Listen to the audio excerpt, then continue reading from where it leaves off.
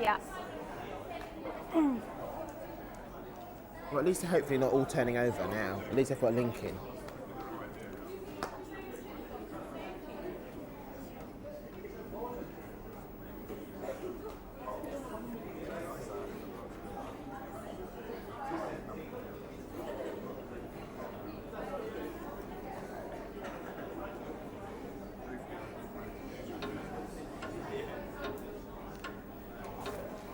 Can't do the swim.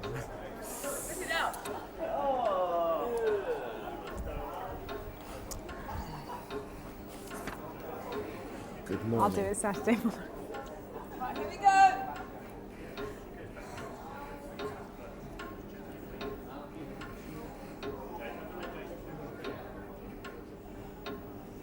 Good morning. It is Saturday morning. It's 9:15, so it must be time for only one thing. Live and kicking.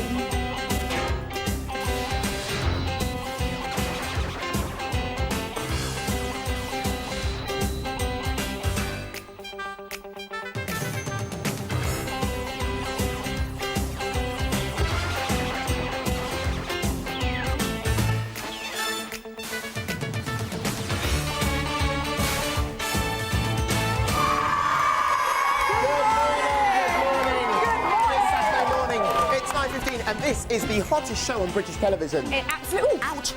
Good morning to Wolverine from the X-Men. How are ya?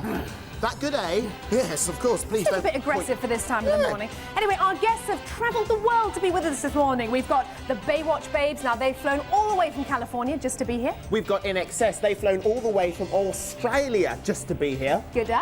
Good day. Wolverine, now he's just come from another planet, I guess, to be here. As we know, calm yourself, calm yourself. And of course, Trevor and Simon, who've come from somewhere in South London. Okay, don't worry. Welcome. Saviour, Andy. I'm a Wolverine. Well, Saviour.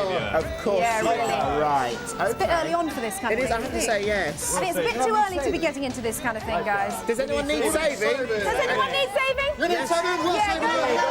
Yeah, that way. Off you go. Off you go. I'm terribly sorry about that. So early on in the show, only 1 minute in and already they've started. Anyway, we've got so much in today's show, and it all looks like this. In a moment, those Rugrats will be on your screen, and they will make another appearance at 9:40 as well. And don't forget, you can join Wolverine and his friends. They are the X-Men. They're on screen at 10:50. John and Peter will ask you if you want to run the risk. That happens at 10:10, and do say yes. And then Ultimate Kaos will be performing live in Studio 7 here at Television Centre. And don't miss Electric Circus, where I'll be filling you in with some hot gossip and meeting the creator of the Magic Eye.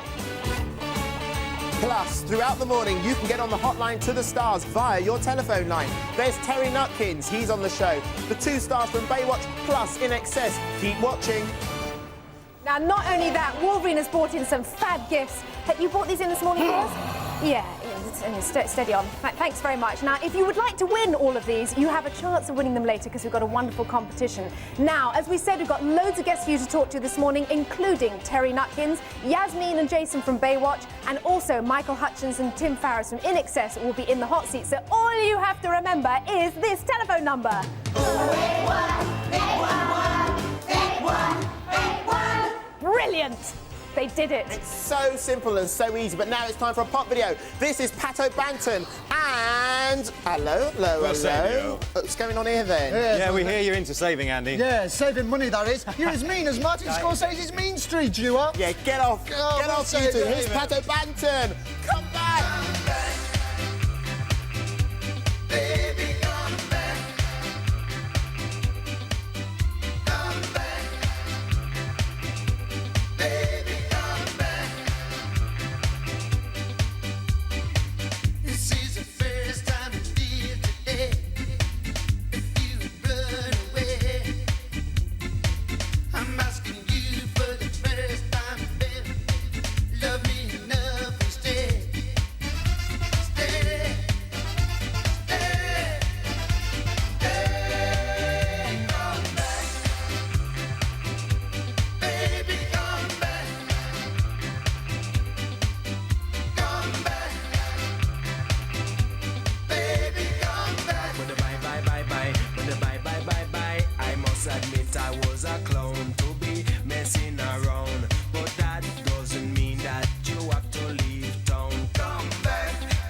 and give me one more try. 'Cause a love like this should I never ever die. Come back.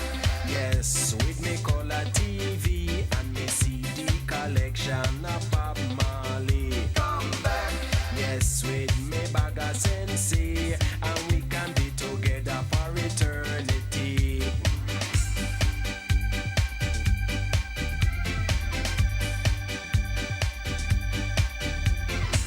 There ain't no use in you crying, 'cause I'm hurting you.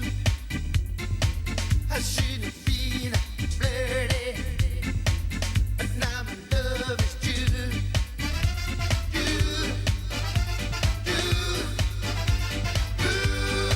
Come back. Every time me think of my eyes on that Tacoma me I belong.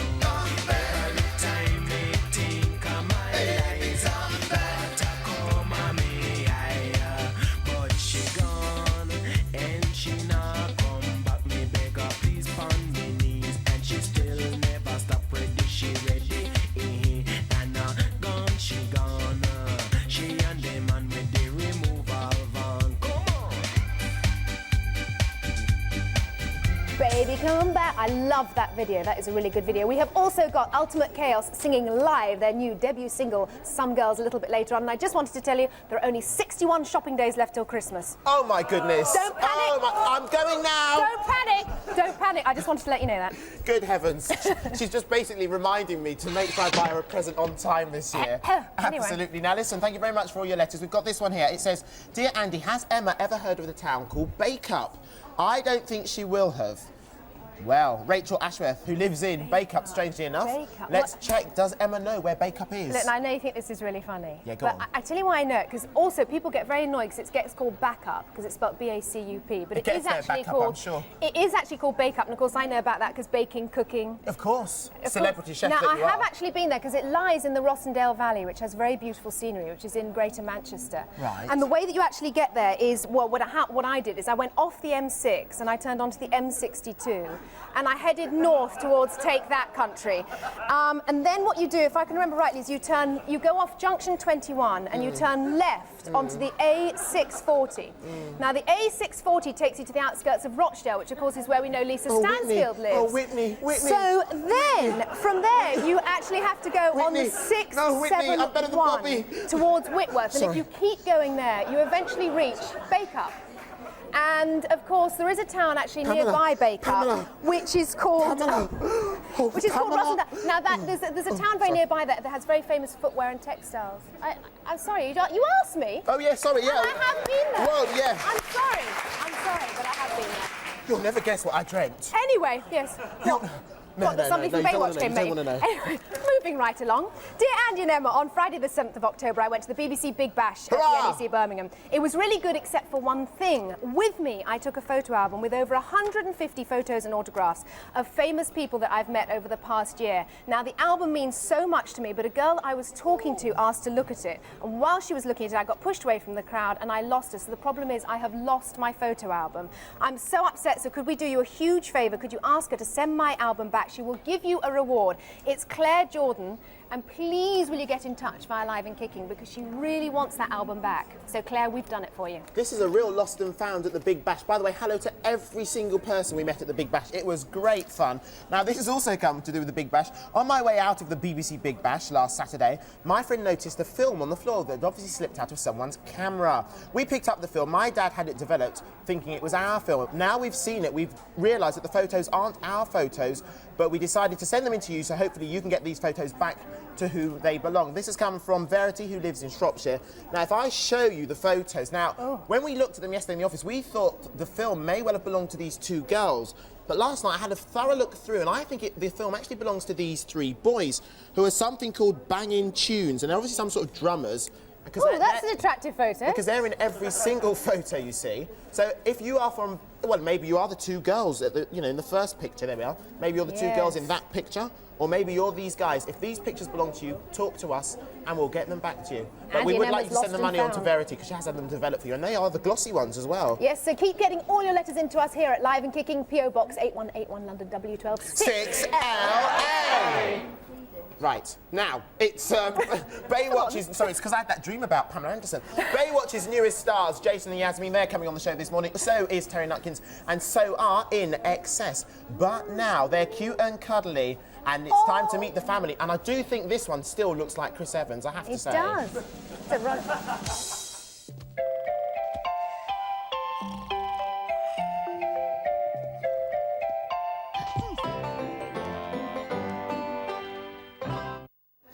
And if you thought that Rugrats was funny, wait only 7 minutes because the next episode of Rugrats is even funnier. Look, here are all our telephonists taking your calls. Let me have a look at some of these bits of paper. Martin Kyle, hello to you.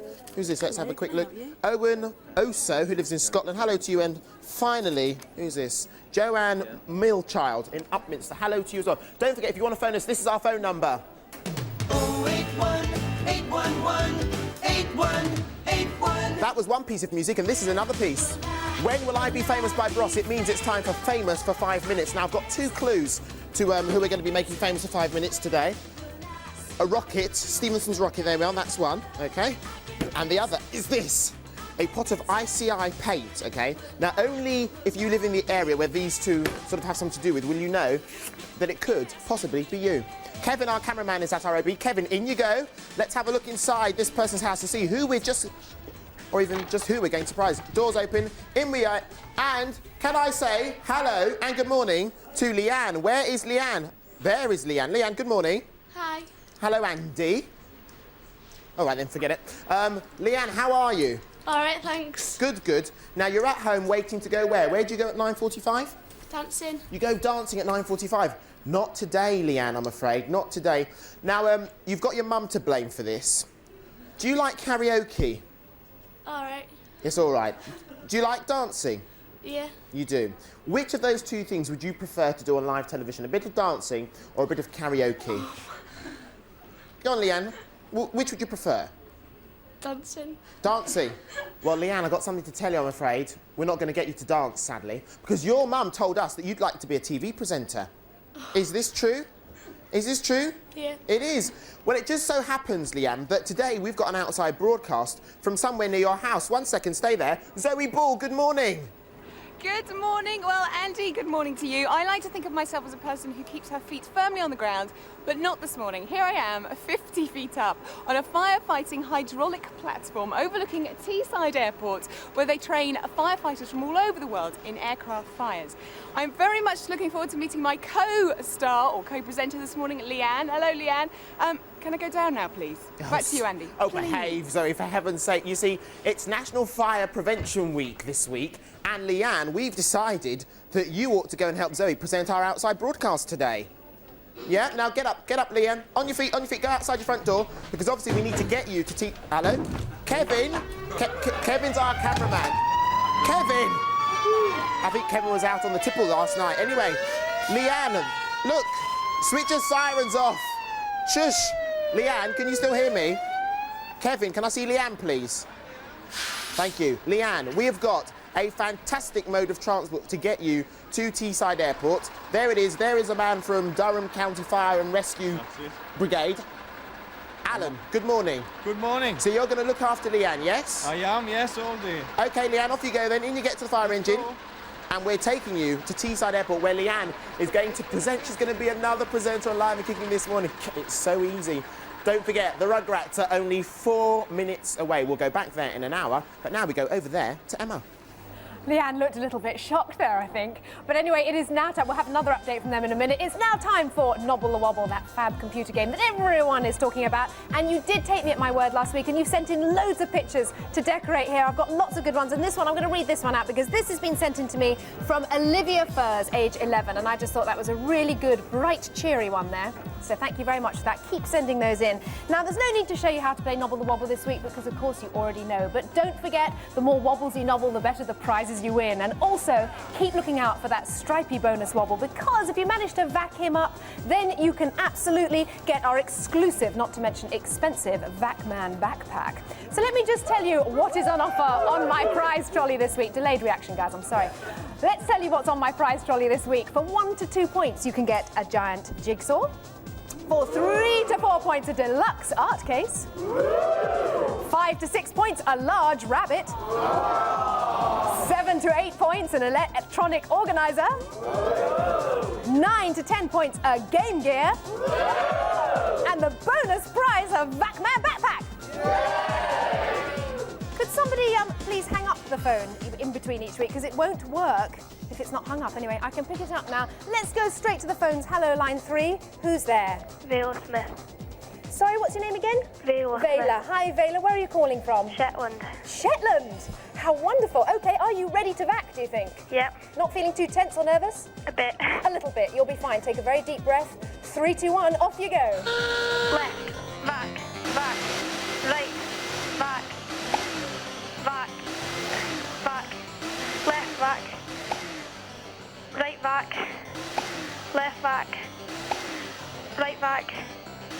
Left. Left. Right back. Left back. Right. Right back. Left back. Back. Right back. Left back. Back. Right back. Well done. Vela, you have won the Game Gear. Not only that, Vela, you're our highest scorer on Nobble the Wobble so far. So well done to you. Let's go straight to line 2. Hello, line 2. Who's there? Ian Davis from Petalbent. Hi, Ian. What? Are you ready to vac? I am. You are? You sound very confident to me. Very confident? Yeah. Good. You've got a lot to beat this time. But away you go. 3, 2, 1. Off you go. Left back. Right back. Back. Left. Left. Right back. Back. Left, right back. Left back. Right back, right back, right, Ooh, right strike back. one, strike one. Right, right, Got it. back. Right, back. Back, left back. Left back. Left, left, left, left. Right back. Right, back. Left back. Right back. Back. Right back. Ian, I knew you were a confident vac person, and not only have you got the electronic organizer, no, the Game Gear, I beg your pardon, the Game Gear, you have also got the bonus prize of the Vac-Man backpack. You were pretty confident about that, weren't you? I was. Thank you very much for calling, and well done to you. Thanks. There will be more Nobble the Wobbles next week, but I'm afraid I've got to hang up my phone for now because that's all we've got tonight.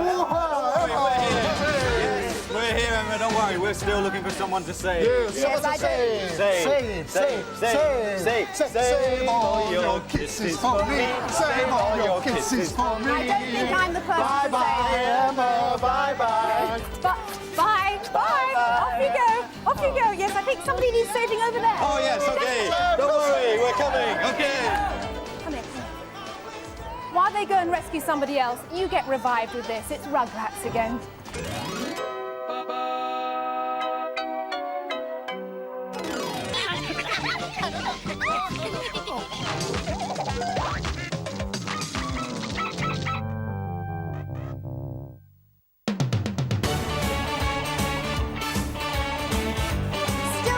Live and kicking this morning, there's Run the Risk. There's X-rated action from the X-Men, live music from Ultimate Chaos, and your chance to talk to Terry Nutkins, some Baywatch lifesavers, and INXS. And don't miss Electric Circus, where I'll be filling you in with some hot gossip and meeting the creator of the Magic Eye. Before anybody writes here, when we say X-rated, it's a gag. All right, X-rated because they're called the X-Men. All right, Wolverine of the X-Men is here. How are you, Wolverine? Hi, fine. Oh, good. Now, you've got some stuff to give away. What have we got? We got some of these figures, attractive ones like this, 10-inch Wolverine like me. I beg your pardon. Wow. And also... we got some of the smaller ones down here. There's 21 of those to collect. A mini one. I think I prefer the mini one, actually. And one person will get all of them, OK? We're talking big prize, big prize. We'll give you details of how you can win a little... It's not doing very good for my nerves. No, I was going to say. I might use this afro comb then. We'll give you details a little later on, only on Live and Kicking. Now, if you thought this programme was all at sea, you could be right, and this is going to prove it. That was another gag. That Wolverine, yeah, that Wolverine. I think he's a bit constipated. Why? He's good in it. Oh, he's very good. Oh, look here. Them Gogglebox folks are back again. Hello there. Hello. We just minded our own business here, repairing our nets. Aye, and scraping barnacles off our anchor. Aye, and plucking our eyebrows. Aye, and plucking our eye. You what? No, nothing. Hey, looky here. We found this book, Stories from the Sea. It's full of tales and legends of sea monsters, ghost ships, pirates, and smugglers. That's right. Smugglers! Yes, in the 18th century, this coastline was a haven for smugglers. Aye, bloodthirsty pirates with fierce beards, long sabres, who smuggled gold. And precious jewels. And cheese. Steady as it goes, me hearties. That's precious cheese you got there. Oh, why can't we smuggle diamonds? Shut up! I likes cheese. Yeah. One of the most famous cheese smugglers was a pirate called Gingerbeard. He used to smuggle the Parmesan cheese by sprinkling it on his shoulders and pretending it was dandruff. Pieces of cheese? Oh, shut ye beak, ye scabby pirate, or we'll all be hanged.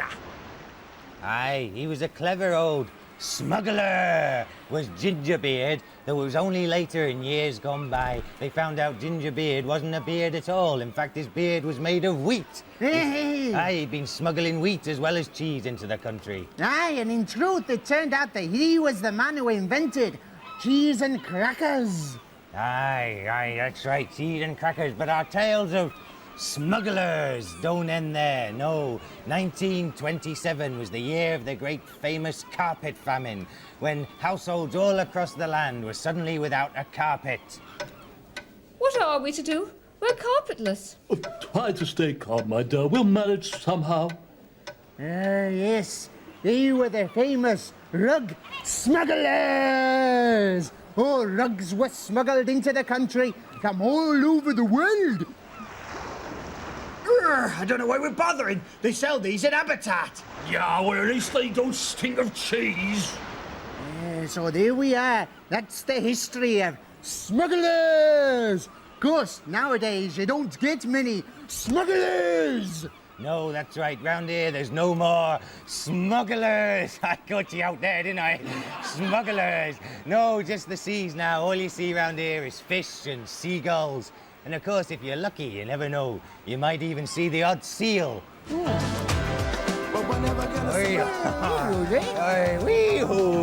on, Bess. Go and play with the seal there. Do your stuff. Hey. Oh, well, listen to that lovely seal sing. Go on, Bess. Have a good time.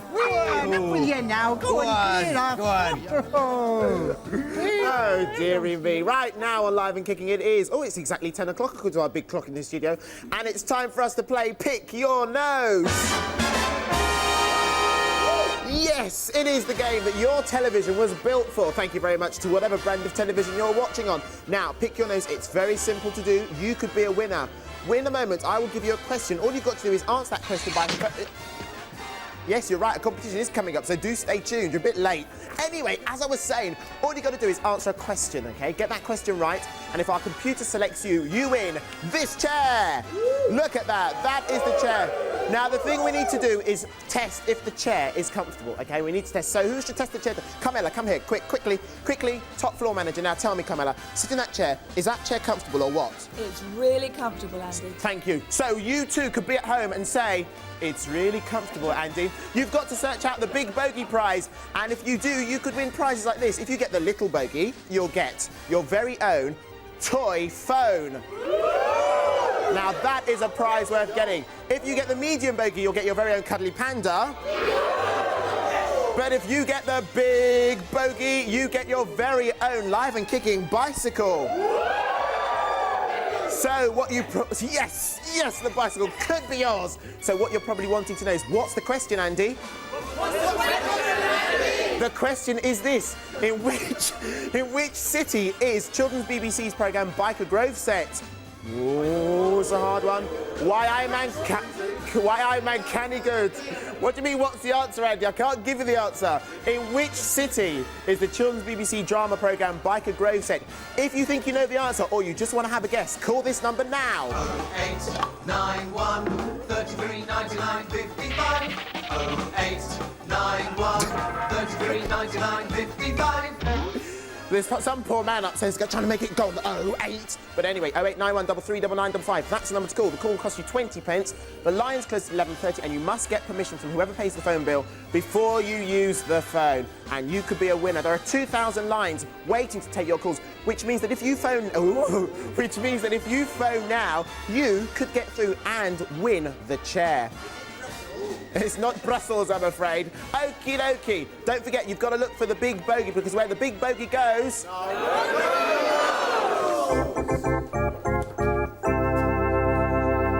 He's got a little one called Icky, and he's going to show it to us in 90 seconds' time.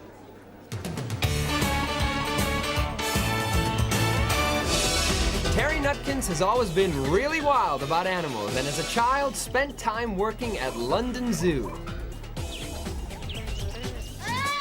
His first TV job was on Animal Magic when he helped teach Gemini, the sea lion, how to swim.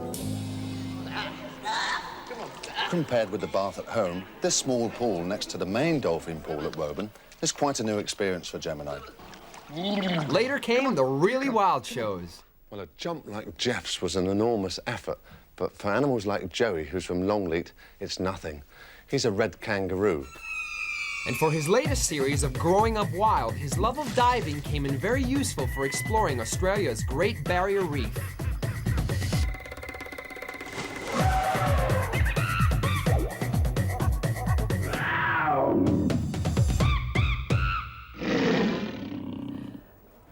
Welcome, Terry and Dickie. Now, Ickie's a little bit excited, isn't it? Is it he or she? It's a she, it's a she. Yeah, just a little bit excited. That's simply because of that lovely little mic up there, you see. But and she's excited to be on Live and Kicking, that's why, isn't she beautiful? Isn't she wonderful? She is absolutely beautiful. We've got lots of questions for you, Terry, so it's great that you could come along today. Jasmine's got something she wants to ask you. Hi, Jasmine. Hi, how are you? You're in a very sort of dodgy situation yes, there. I was going to say. You know what owls do. Yes. Anyway, question. Do barn owls live anywhere else besides barns? Do barn owls live anywhere else besides barns? Well, they've got to, really, because we're running out of barns in this country. All barns are being converted and being used for other things, and they've really got to find other places to live. And indeed, yes, if they can find a sheltered area to live, in a hollow of a tree or something like that, they will do. But it's a very... Keep still, there we go, you go that way. It's a very sad state of affairs that they've lost their natural homes, really. Yes, because I was talking to somebody the other day who actually runs an owl sanctuary, and he said that is part of the problem, is that we're now all converting barns so that we can live in them. And it's a very modern thing, isn't it? I mean, it's sort of a modern day living. It's a very modern thing, but it actually started a long time ago for owls, for barn owls, because way back in the 30s and 40s, we started using loads and loads of pesticides on our crops. And of course that affected the barn owls and indeed all our other animals' food chain. And so the barn owl declined by about 65–70% over those years. And there's only about 3,500 breeding pairs left in this country at the moment. But the added problem now isn't so much pesticides, because we stopped using a lot of pesticides. The problem now, sit round that way, maybe you can, take a look at the camera, there we go. That better? No, that's better. He wanted to be in profile. He wanted a better shot. The added problem now is all these roads we're building, the link roads, the motorways, because they go straight across the animal's habitat. Yeah. And of course, barn owls don't know what roads are. They've got to learn about them, like children have to learn about them. And they fly across, and a great big lorry comes along, and they go straight into it. I mean, that's so many barn owls, so many badgers, so many animals you see on the roads that have been killed, and it's all destruction of habitat, and our wildlife in this country are suffering because of it. Yeah, it's a problem of modern day life, unfortunately. Absolutely. Isn't it? Right, Lisa, what's your question? How long do barn owls live for? How long do barn owls live for? Well, you would have gathered, you don't like that, do you? You would have gathered in the wild not that long. I mean, in the wild probably around about 10 years if they're very, very lucky. In captivity, they can live up to 18 years, maybe even more. Depends on how they're looked after. But not terribly long in the wild, How old's really. Icky? Icky's about 2.5, 3. Beautiful. You're a youngster, you're just a baby, aren't you? Very, very beautiful. Now, we've got some other questions about other animals for you. Right. Terry, Samantha's got a question. Where's Samantha? Hello. What could you do, say, if there's a rare species like the giant panda, and they don't fall in love and they won't mate? Bit of a problem. Bit Rare of a species like the problem. giant panda don't fall in love and won't mate. That is a difficult one. In captivity, it's been difficult to breed pandas for numerous reasons. In the wild, again, I'm afraid it's destruction of habitat. Not so much they don't fall in love, because animals don't really think that way. It's a natural instinct for them to breed. If things are wrong and there are lots of people around, they won't breed. So it's a habitat problem more than a falling in love problem. Yeah, it's a shame, isn't it? They just Yeah. don't fall in love. Yeah. Like we all do, don't Like we? we all do. Right, Danielle, what's your question? I've heard you have a tarantula spider living in your house. Isn't that dangerous? I've had numerous tarantula spiders, yeah. No, not dangerous. In fact, tarantulas have got an incredibly bad press. They're lovely animals. I really enjoy tarantulas. They, Oh, if Terry. I don't know anyone. I don't know of anyone that's actually been bitten by a tarantula. I know, but And the in fact, they thought don't- would be horrible, Well, wouldn't no, it? they're beautiful. They're lovely, big ones. You know, I've got a Mexican red-kneed tarantula, Mm. and to me, they're almost cuddly. They're lovely. They don't bite. They sting. They sting, and it's no more than a bee sting. And as I said earlier, I don't know of anyone that's been stung by a tarantula. But I don't know that one would necessarily recommend them as a house pet, do you think? I personally think tarantulas make very good pets, and you can buy them, but you've got to have the right equipment. That's the important thing. You've got to have a vivarium. The temperature's got to be kept right, and you've got to look after the animals correctly. And you can get lots of advice from very good pet shops. You know. Yes, I think it's probably just that they're not my favourite thing. Are they? Would you like to have a tarantula? No. She just wanted to find out. Well, Terry, thank you very much for coming in. That's all right. With Icky, who has been very, very well behaved. Is it? And your show is back in November, isn't it? Yeah, Growing Up Wild. I think it's back on Wednesdays. the 16th of November. On Wednesdays at 4:35 on BBC One. Well, what a plug for that now. We will all watch that. So good luck with that. And you're going to hang around and be in the video gold mine a little bit later on. Looking forward to it. Maybe with Icky, depending on how she feels. Yeah, she's okay. She's okay. She's okay. great. She's calm Yeah. now, isn't she? Yeah, she's nice done a and few calm. icky things while she's been in this garden, but we luckily didn't see those. But Andy, it's back to you. Thank you, Emma. Look, what a beautiful... I think owls are absolutely beautiful animals, I have to say. Birds, beautiful birds. Anyway, look what they've written on this fridge. Who was Andy Jim? They're so funny, our crew on this. Yeah, there's a laugh a minute. Anyway, this is what we're here for. It was, of course, the Lion King competition from last week. If I open the middle of the fridge... Dear me, look at those. Those are the prizes. We are going to give away 5 sets of Lion King tigers and lions. Now, this is a purrer. Can you hear it purring? Listen. Oh.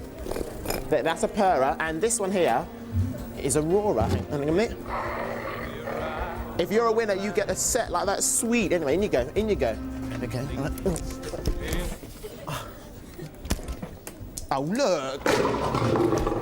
It's our magic fridge here, you see. Now, I'll just spin the tombola. After my disaster last week with the tombola, they've had it reinforced. Look at these steel reinforcements. The fridge is opened. Thank you. OK, 5 winners. Look, there's Dean Kane, 8:30 Saturday mornings. The question was, what is a group of lions called? It's a pride. Miss H. Dainton, who lives in Melton, congratulations to you. Also, congratulations to Shawana Martin, who lives in Leicester. Congratulations to Lizzie Richardson, who's 10 and lives in Wiltshire. Also, well done, Stephanie Carlisle, who lives in Manchester. That's 4. And the 5th one is this one. And congratulations to Bethany Borley, who lives in Cambridgeshire. Well done, you'll all get your set of a roarer and a purrer in the post soon. Now, in 1991, all she said was, baby, baby. In 1994, all she wants is for you to be hers.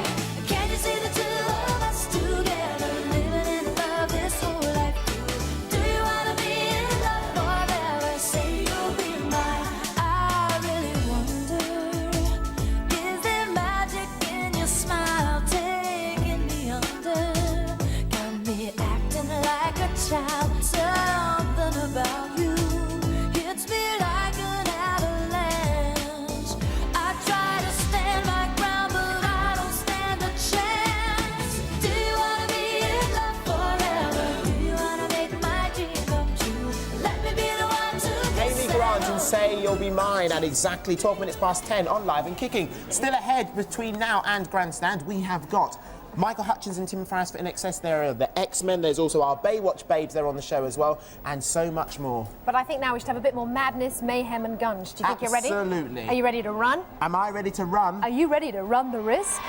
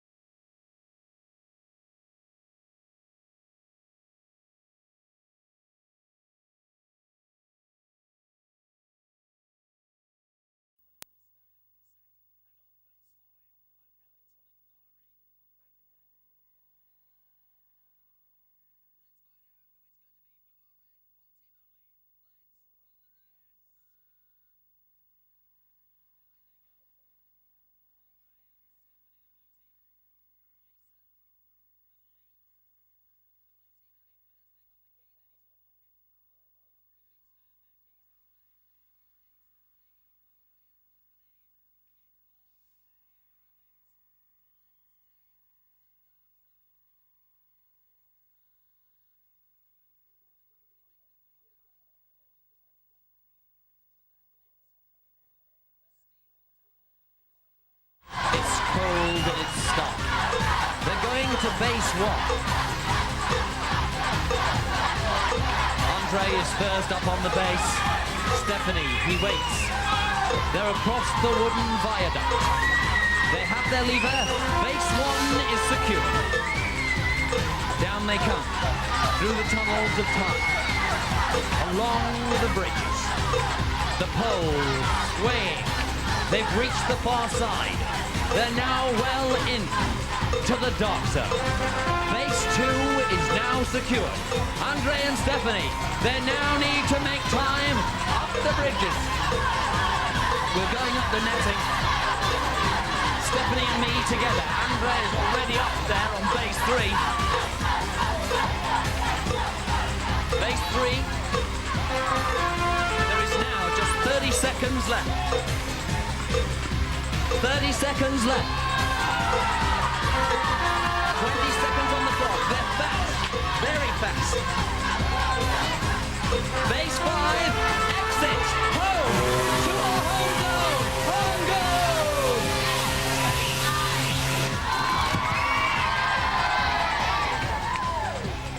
Stephanie, Andre. Homeward bound with 5 fabulous prizes. Yes, you've won the kite, the cameras, the board games, the bags, the tennis set, the personal stereo, the electronic diary, and the game! Brilliant. Andre and Stephanie. Lee and Lisa, you did really well. It's a long run down that wrong way, isn't it? Great. Great. Excellent. I don't think anybody's ever gone down it that quick. It's amazing that. I can't even speak. No, There's ketchup everywhere. Oh, I finished the box. Have you finished the box? Yeah. Well, can you show me that? Right, it's over here. Excuse me.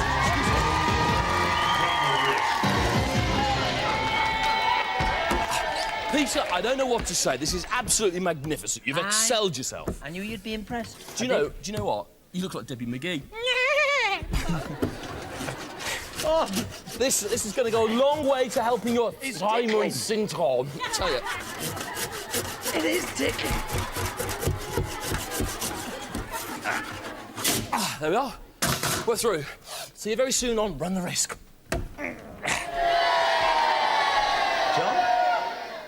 John? John really enjoyed that, he did. He Run the really Risk did, is didn't back next week. This is Live and Kicking.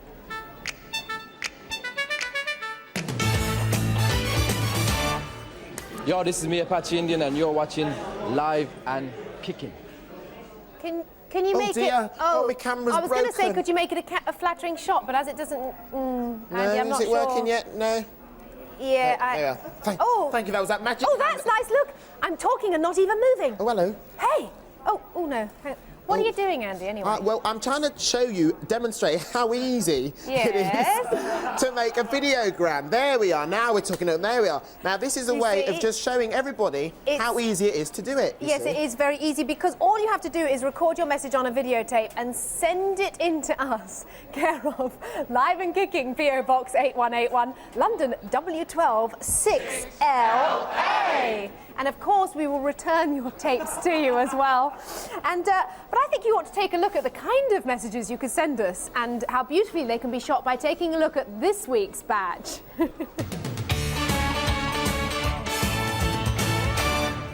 Hi, my name's Alex Crowley, and I just wanted to say to my dad, don't nick the TV control while I'm watching Live and Kicking. Hello, I'd like to say hello to my nan because she's not well, and I like to say get well soon. Hello, my name's Mitchell Wheeler. I want to say hello to all the people who crew out there. See ya. Hello, my name's Sherelle, and I like to say I think Live and Kicking is really great. We like her. We like her. We like her. Is it working now? Can I take one more shot from this? There we are. Look, this is what we see from where we sit. Look, there we are. Look, there's a camera there. There's a camera there. Look, there's Carmela waving. Now, please do send us some videograms because I have to say there hasn't been a mad rush so far. And no, that's honesty is the best policy. Well, but now I have to tell you, it's back. It's better. It's bigger. It's Baywatch. Baywatch. Baywatch. Tonight, a new series of Baywatch returns to our screens. The old faces joined by some new ones. Yasmine Bleeth plays new recruit Caroline Holden, sister of Lieutenant Stephanie Holden. And Australian Jaason Simmons joins as Logan Fowler. It is estimated that 1 billion people watch Baywatch in over 110 countries around the world. And since the program hit screens in Britain, the number of young people who get involved in learning life-saving skills has increased dramatically. The Baywatch team have been great supporters of the Royal Life Saving Society's Rookie Lifeguard program, which trains young people using the equipment seen on the TV show, such as bodyboards and torpedo buoys. Like the Baywatch squad, young rookies are taught how to save lives, not just at sea, but in any waters.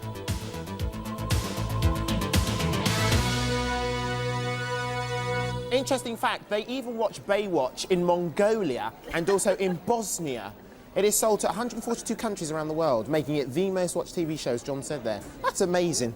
That's amazing. I just thought I'd stress that. Here they are, Jaason and also Yasmine. And we were going to, all the way, we're going to Jaason. You did it. Yeah, I did. No, I told him I'd do it. That's okay, Pansy Anzy. Oh, there we go. Right. Woo. But Jaason, why did you decide to have two A's? I just felt like it. Do you like vowels? I love vowels. They really excite me. They do? Yeah, they really do. There we are then. Yeah. Now, you're here because you're here to tell us all about National Life Saving Week, aren't you? Yeah, we are. Yeah. Right, so tell us, what's it all about? We're here to promote, we're launching a new program. It's called the Rookie Lifeguard Training Program, which is developed by the Royal Life Saving Society UK. And it's geared toward kids 5 to 13, and it's to help promote, you know, athletic ability and life-saving techniques, as well as just fun for children. Okay, do you have this sort of thing in America? Do you do this sort of same stuff? Yeah. Similar. Rookies in America are more teenage. They start at 16, and they're called junior lifeguards. Right, and if you want more details about the rookie program, go to your local swimming pool. They've got all the details. Okay, let's go straight to the phones, because there are masses of questions for you two. There are. Okay, there are, Jaason. That's okay. Line one, who's there? Hi, it's Nat the Bunny from Marlow. Hello there, what's your question? This is for both of you. Yes. After working on Baywatch, do you think if you saw someone on the beach drowning, you'd be able to save them? Oh, you take that one, Jaason. Well, I mean, yes, I would. Yep. Yeah, I would. Would you? I'd probably... Not in those pants, you wouldn't. I'd make an attempt, I'm sure. I'd probably get a real lifeguard before I tried to do it myself. Okay, brilliant. There we go. Thanks a lot for calling. Claire, what's your question? When you're filming, do you have qualified lifesavers around you in case an accident happens? At all times. We have really good water safety, and we have like 1 or 2 lifeguards around at all times. Yeah, the producer of our show and the director is an active lifeguard. He works on weekends, so. Oh. And Wendy, where's Wendy? What's your question? Did you have to do any lifeguard training before you did Baywatch? We had a swim test, and before we do anything like CPR, mouth to mouth, or any medical training, we have someone who comes and Show teaches us, us the to proper show us exactly how to what do it right. Yeah. Okie dokie. Line 4. Hello. Hello. Hello. Sorry, sorry. I momentarily lost my all means of communication. What's your question? It's for Yasmine. I watched a stunt once and you were underwater for like 5 minutes. Yeah. Do you actually do that or do you have breath? Well, no, I've never been underwater for 5 minutes straight. But all our underwater stuff is done in a tank, like a big pool. And, oh, sorry.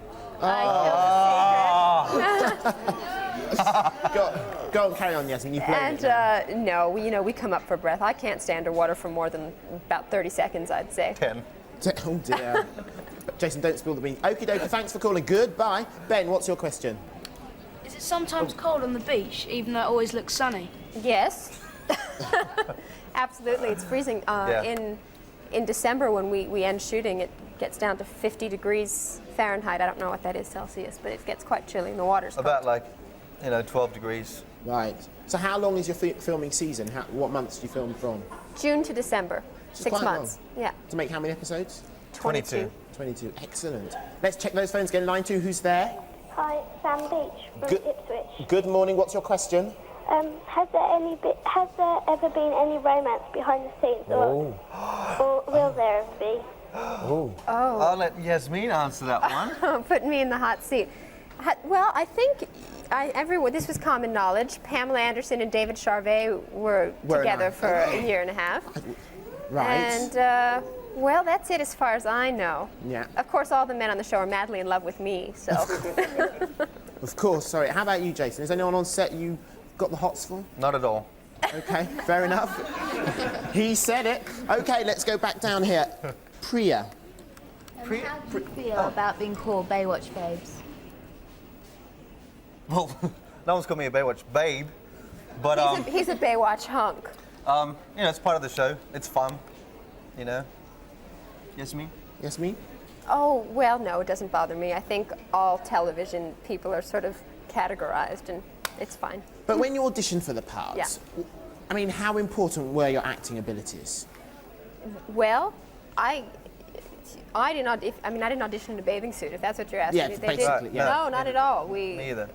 No, we just had to do scenes. But then you couldn't look awful and be on Baywatch, could you? Let's be honest. You've got to have pecs and you've got to look good. Yeah, but this time they didn't even ask us to. And it's not. And I think it's not sort of a physical standard. I mean, all the girls look different this year. First of all, the brunettes outnumber the blondes. Right. And that's for the first time this series, isn't it? Yeah, first time in Baywatch's history. And Alexandra Paul, who plays my sister Stephanie Holden, she's very athletic. I mean, she's in wonderful shape, but she's not the classic blonde bombshell that everyone assumes is on Baywatch. And there's no rivalry between you and the other guys? Not at all. Excellent. This is what we like to hear. Now, you've got a fantastic competition, haven't you? Yes. I should display the prizes. You get your very own rookie T-shirt. Yes. Very exciting. See, I'm wearing one. Yeah, yes, which they're are both lovely. wearing. You get now. Here we are. It's great. Look at this. This has got a lot to do with life-saving. A Sega Mega Drive could be yours.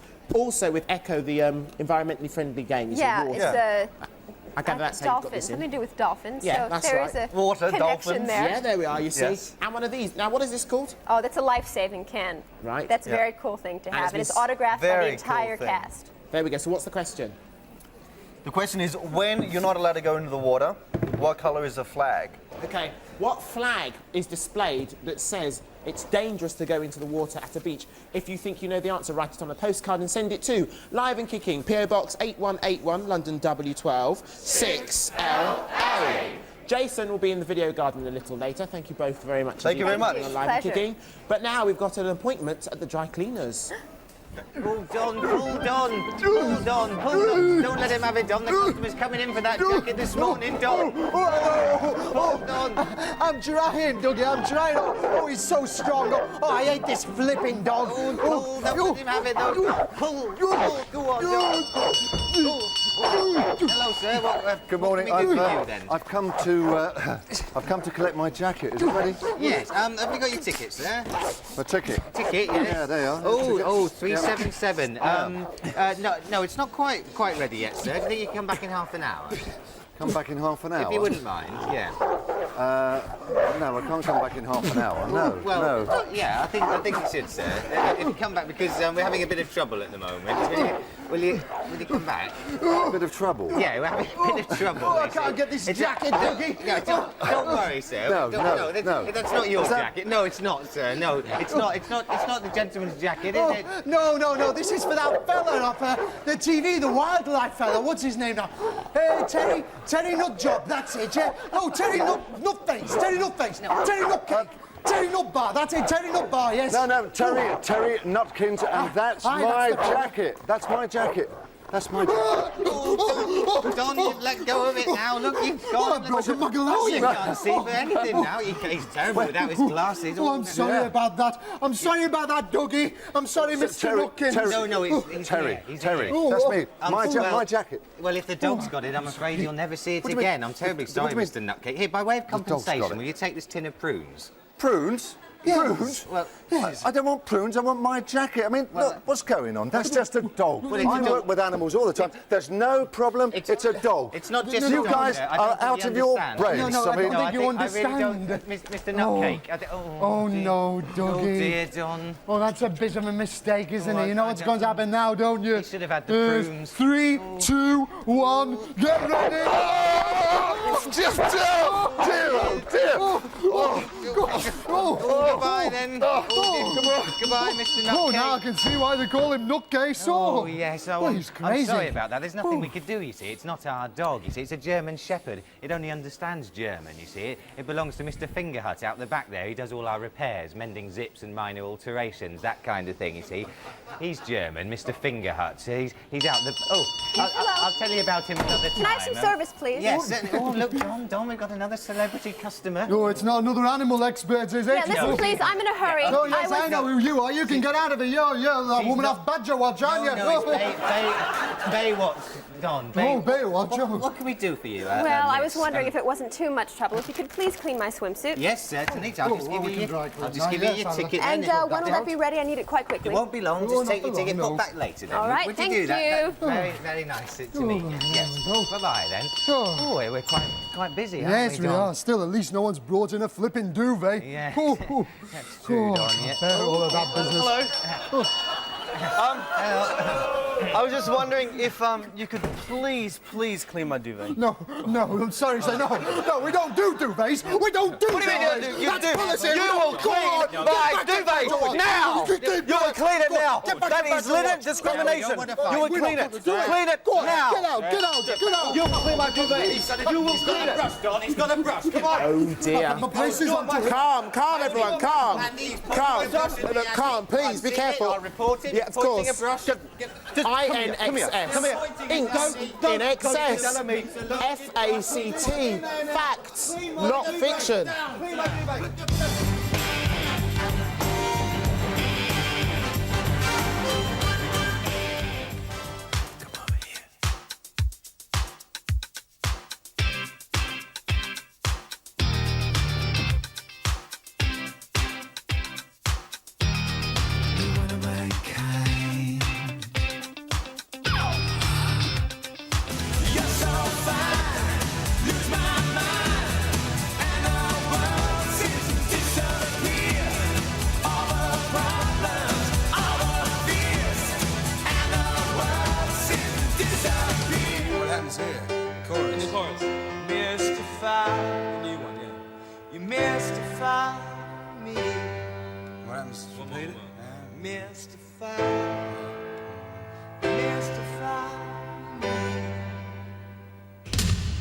Need perfection, some twisted selection that tangles me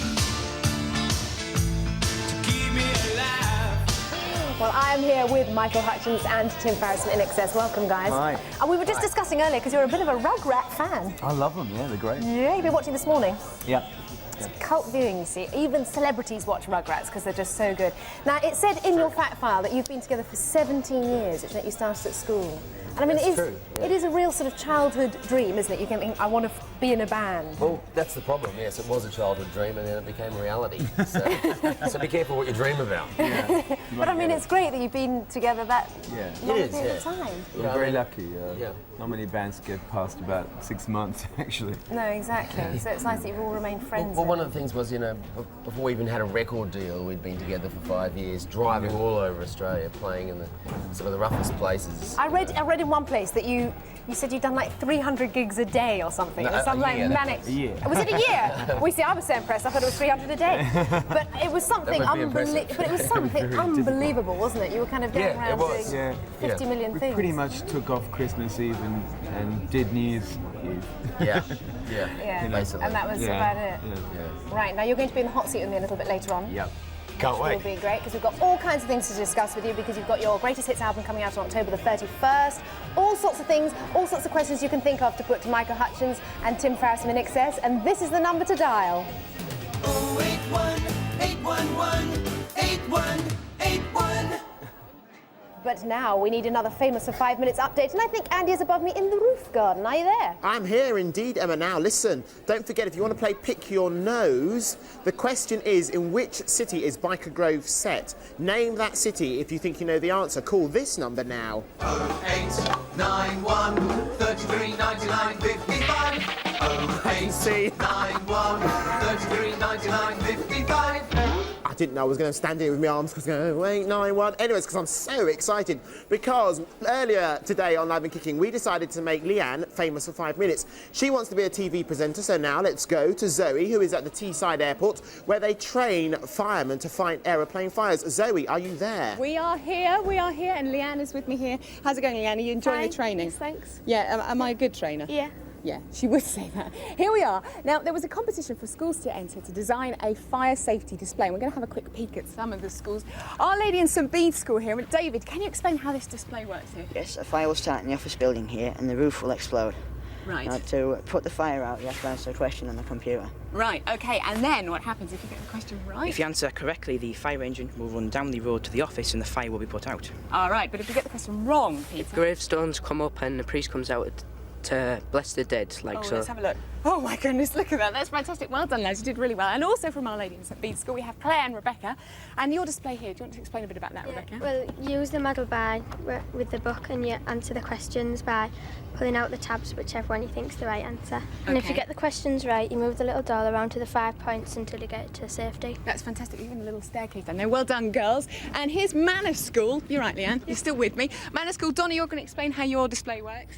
Right, we designed and made a model of Manor School to show an aspect of fire safety, to show us that wherever you're in the school, the quickest way to your nearest fire exit. Right. The green LEDs represent the fire exits, and the red LEDs represent the various escape routes. Fantastic. And you've even got an alarm, haven't you? And a fire exit sound. That's brilliant. Well done, girls. And the winners of the competition, keeping up, Leanne, she's doing really well here, are, of course, Horgarth School, and we have Sana. Sana, explain your display. Well, this is Fire and Fred, and he moves along to each of the boards in turn and explains the fire hazards in each room, which are highlighted by LEDs. Fantastic. Well done. Spend your money well that you've won. Well done. Congratulations. Join us very, very soon when I'll be showing you what happened when I spent the night with a fire team in Stockton, and plus Leanne's debut as a Live and Kicking presenter. Are you looking forward to it? Yes, thanks. You are? Yeah. You are. And the training's going all right? Yeah. Okay, so can you hand back to Andy? Yes?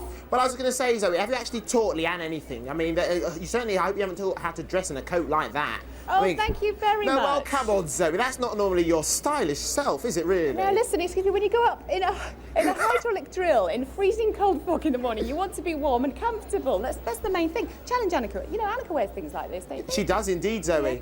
And that's why you're not Annika Rice. Thank you very much. No. Leanne, just listen to everything she says, because Zoe knows what she's talking about, OK? Yeah. Take her tips very, very carefully. We will join them back at the airport a little later. Now, here are the dry cleaners.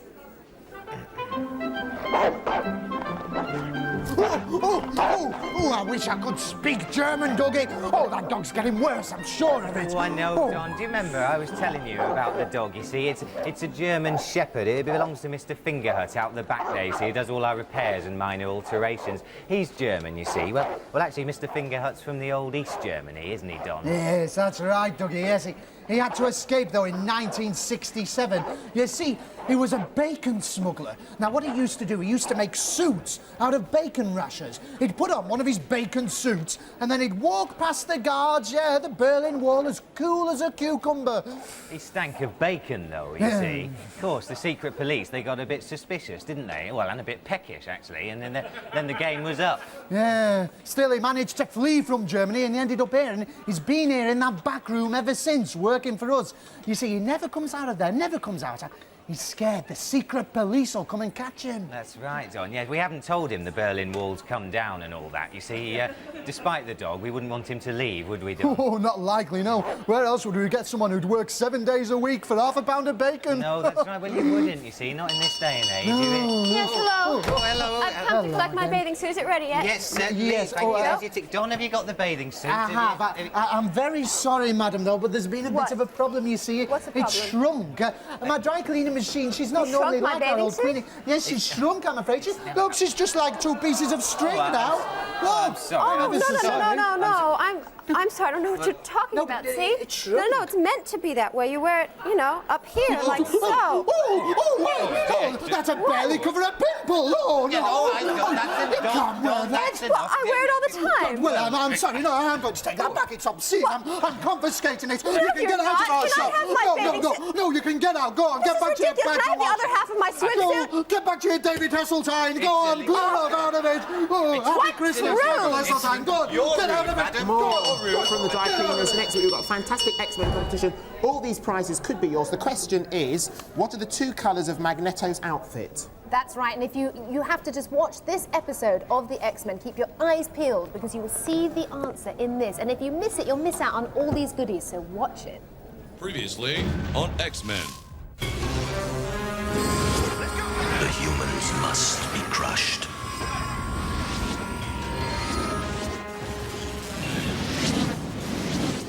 Magneto, I presume? What are you waiting for? My day in... We shall destroy you!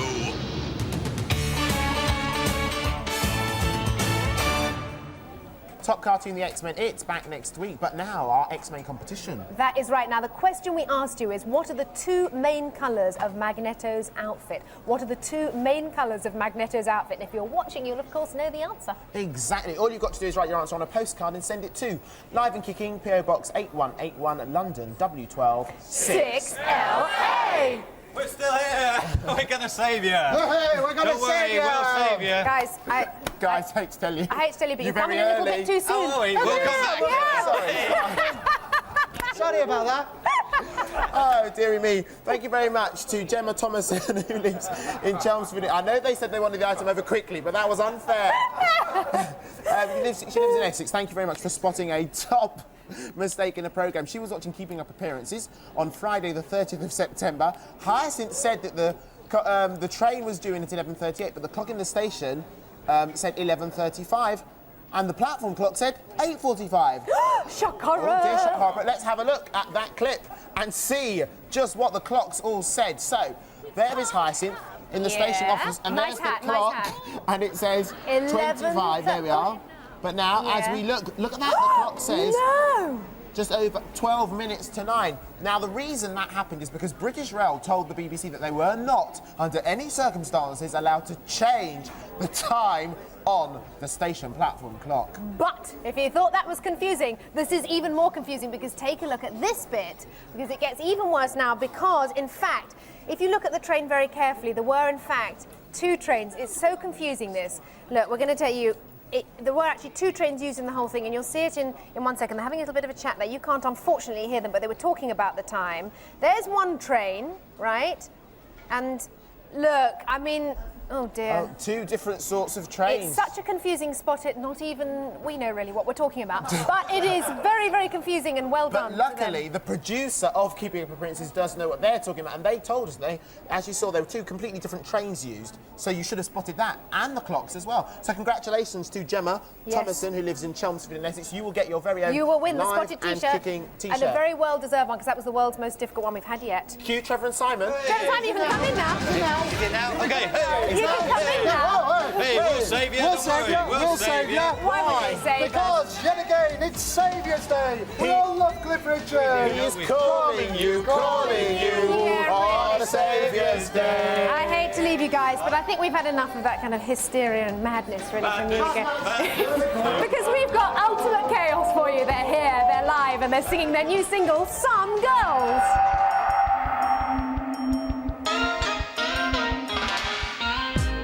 Wanna kick a little dope jam for all the girls out there.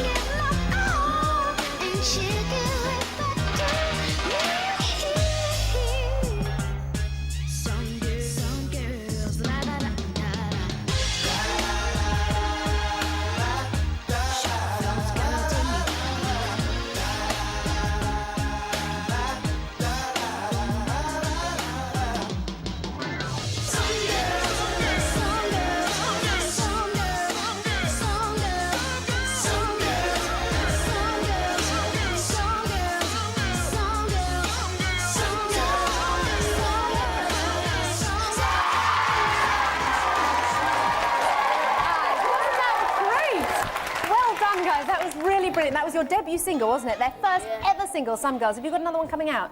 Yeah, Hoochie Booty's coming out New Year's Eve. New Year's Eve? Great, well, we'll keep you updated with when that comes out, so we may be able to get you back for that. Now, I just want you to turn around, because this is Hayden. Now, check out this hairstyle. Chaos. Isn't that is great. Did it take a long time to do, Hayden? About 45 minutes. 45 minutes? See, you could have a new hairdo in 45 minutes. Right, well, what was it like? Because I have to ask you, you've been touring with Take That. Was it really good fun? Yeah.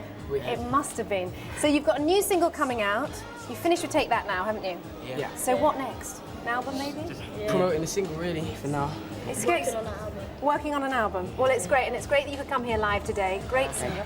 And I just think we need to have a bit of a time check, really. What time do you make it? Because I make it about 20 past. Yes, I make it 11:20, which you haven't got watches on. It's time for Live and Kicking.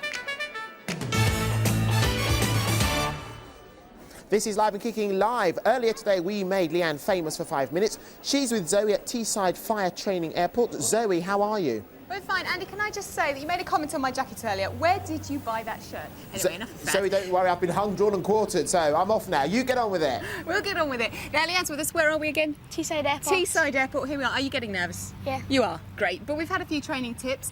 Now, obviously, television isn't all live. Often presenters get to make films like the one I made earlier this week when I joined Greenwatch from Stockton Fire Station for their night shift. This is Stockton Fire Station. It's 5 o'clock and I'm about to join Greenwatch on duty.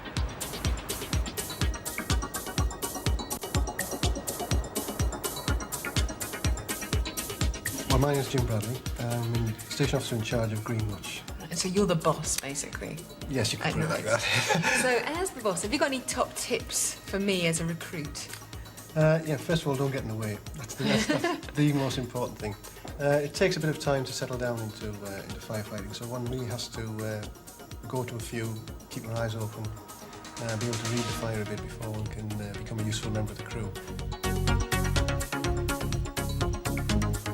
Firemen spend a lot of time training or studying, or when all the jobs are done, playing snooker, drinking tea, or just talking, waiting for the call. Fire brigade. What's the address of the fire? Fire calls all come through the central control room of the Cleveland Fire Brigade in Hartlepool and are diverted in seconds to one of 15 fire stations.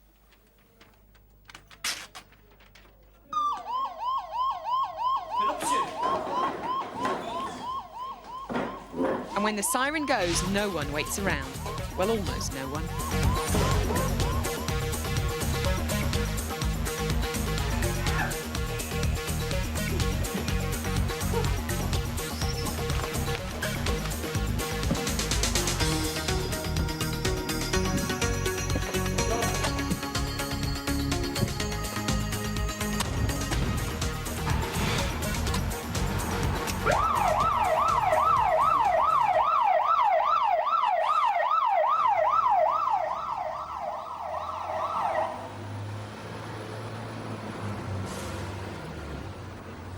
Right, well, I'm off on my first call. Not quite sure what it is at the moment, but, could have a strong stomach to ride in one of these machines.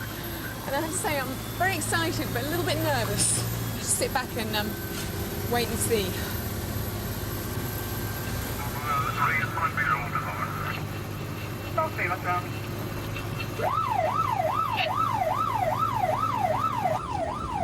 Number 26, low.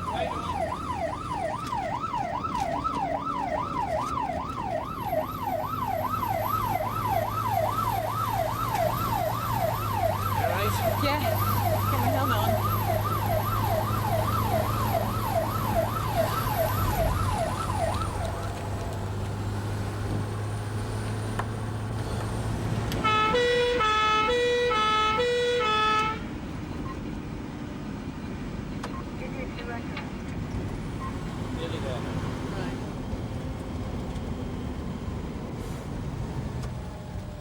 Did you get nervous?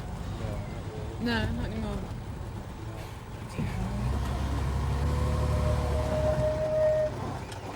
Just put a ring on it, lads. You get out, Warren. Yeah, we can go. All right.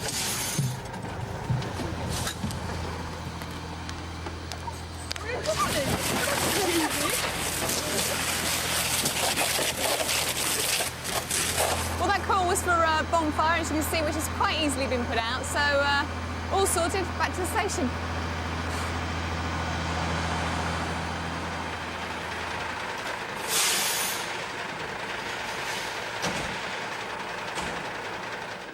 And when you get back to the station, the waiting begins again.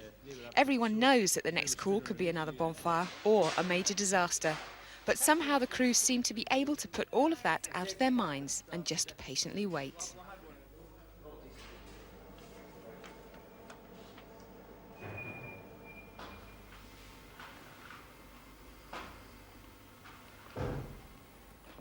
Well, there you go. It's 7 o'clock in the morning and just a couple of bonfires to test Greenwatch, which is good news for the people of Cleveland. But despite all that, I have to say it's been one of the most exciting and tense evenings I've ever spent. Just sitting and waiting. I think I'll go to bed now.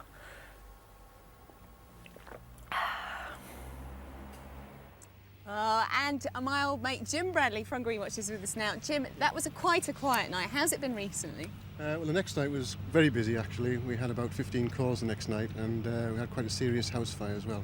Oh, there we go. But everyone was okay? Everyone got out all right, yes. Well, there we go. Absolutely typical. And Leanne, you've got a question for Jim as well, haven't you? What is the one fire safety message you would want everybody to be aware of? Well, I think it has to be, Leanne, that everybody should have smoke detectors and change the batteries regularly. Thanks. Fantastic. Oh, you did really well. Well, join us very, very soon when you'll be able to see Leanne's debut as a live and kicking presenter. Do you think you're ready for it?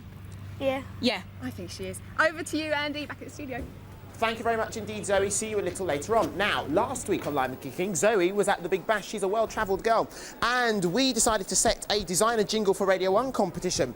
We wanted you to come up with a fantastic jingle that would be recorded by the boys. Isn't that right, Emma? That is absolutely right, and the jingle had to comprise of words and music, be a maximum of 10 seconds long, and be recorded on a normal audio cassette. And I'm afraid we can't actually return the tapes, and you've also got to be the age of 16 or under. You have to send us your jingle by the 28th of October, and you should also include your name, your age, your address, and a contact phone number, preferably a daytime phone number where we can phone you. And, of course, your address as well. That's right. Now, also, if the winner is going to get to come to London, because Let Loose are going to actually be recording your jingle, you will come to London and you will see and hear them recording your jingle in the studio. So, the address to send your tapes to is Live and Kicking, PO Box 8181 London, W12 6LA. Still to come this morning, we've got an excellent, I've forgotten what I was going to say, electric circus. I knew there was something. But now I feel those beeps from the men in the future. I feel the men in the future. I think they're definitely here somewhere. Are you there?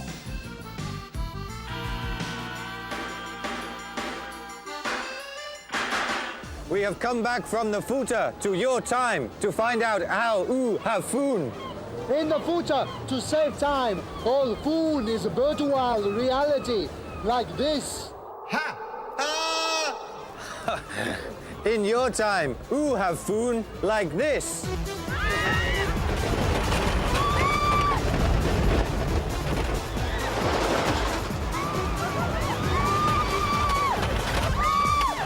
That does not look like fun to us. It looks like work.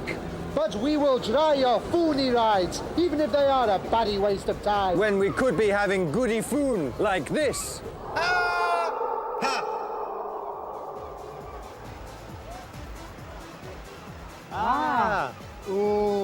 Who must not go on this ride if you are pregnant. There are some things about the future we have not told you yet. Never mind. You must find a ride more suited to your condition. Goodie bye. Goodie bye.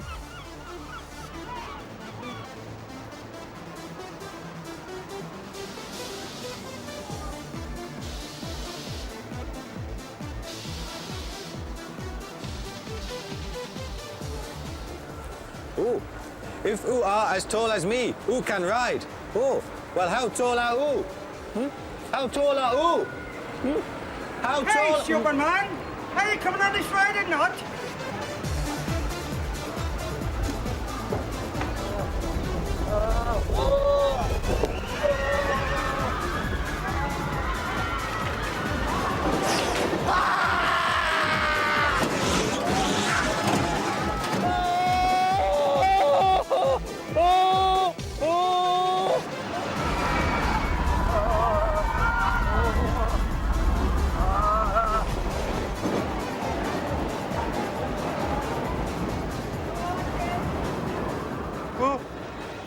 Did you have goodie fun? Oh, I went up and down and round and round. How about you? I went, ah! But it still wasn't as goodie fun as this. Lugga, lugga, lugga, lugga. Goodie bye. And don't forget, you can see Trev and Simon on the Steve Wright People Show this evening on BBC One, and they are very good. They're teaching Steve about manners. I know. Look what somebody's written. Somebody earlier on the fridge wrote, "Who was I dreaming about?" And somebody now's written himself probably, "When I catch the culprit, there'll be..." But look up here. Take That. Do you remember the Take That competition we had? I bet you do. And the question was, where did Take That end their UK tour? Where did they end their tour? And the answer was, of course, Belfast. Belfast. Congratulations, by the way, to Take That, going straight in at #1 after being on this show. I'm saying nothing. I'm saying nothing. These are the prizes. Look at these prizes. Now, if you're the first... If you are the first card we pick out, you'll win a set of Take That dolls. If you are in the next 5 cards, you will win a signed Take That book. And if you're in the next 5 cards, you'll win a Take That Viewmaster. And also, the first prize also had...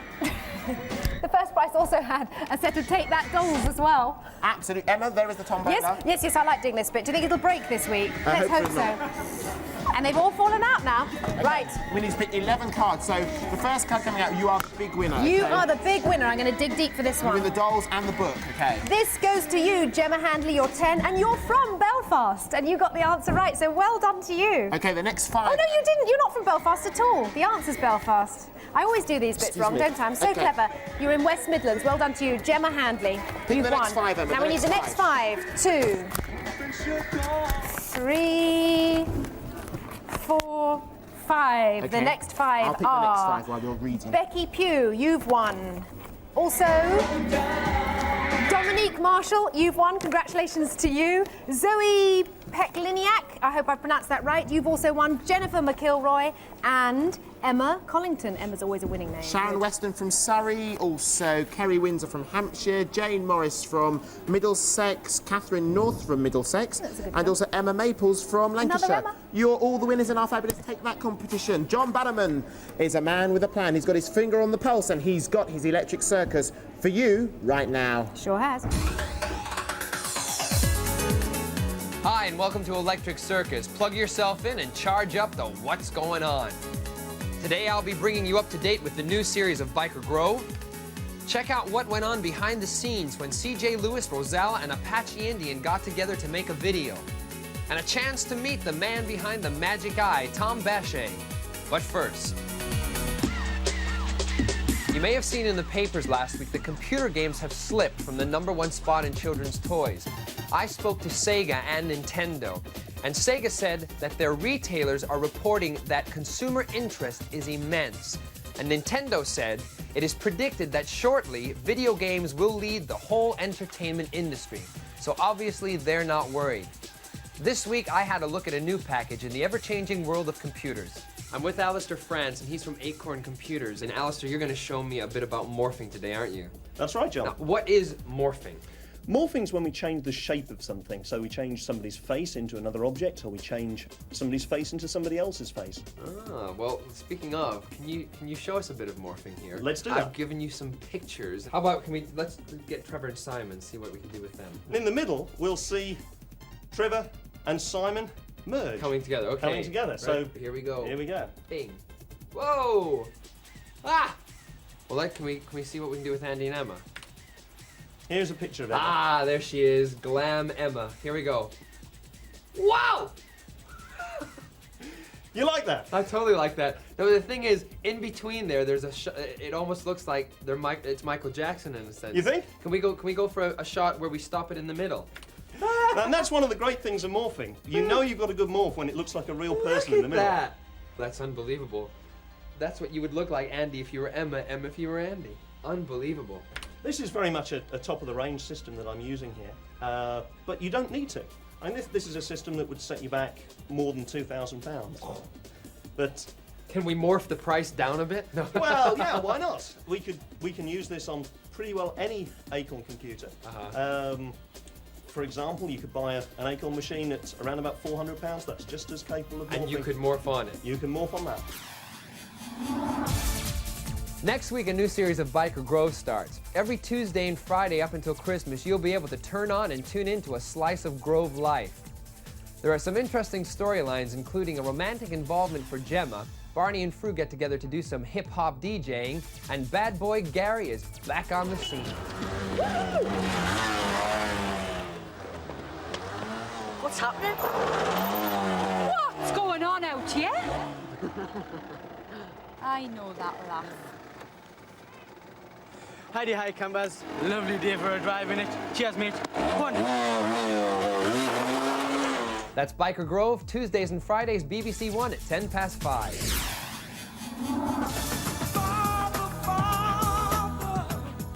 Last week, loads of stars including CJ Lewis, Rosella, Apache Indian, Yaz, and heaps more got together to record a pop video for Music Relief '94. It It's a great track, a cover version of the Marvin Gaye classic, What's Going On.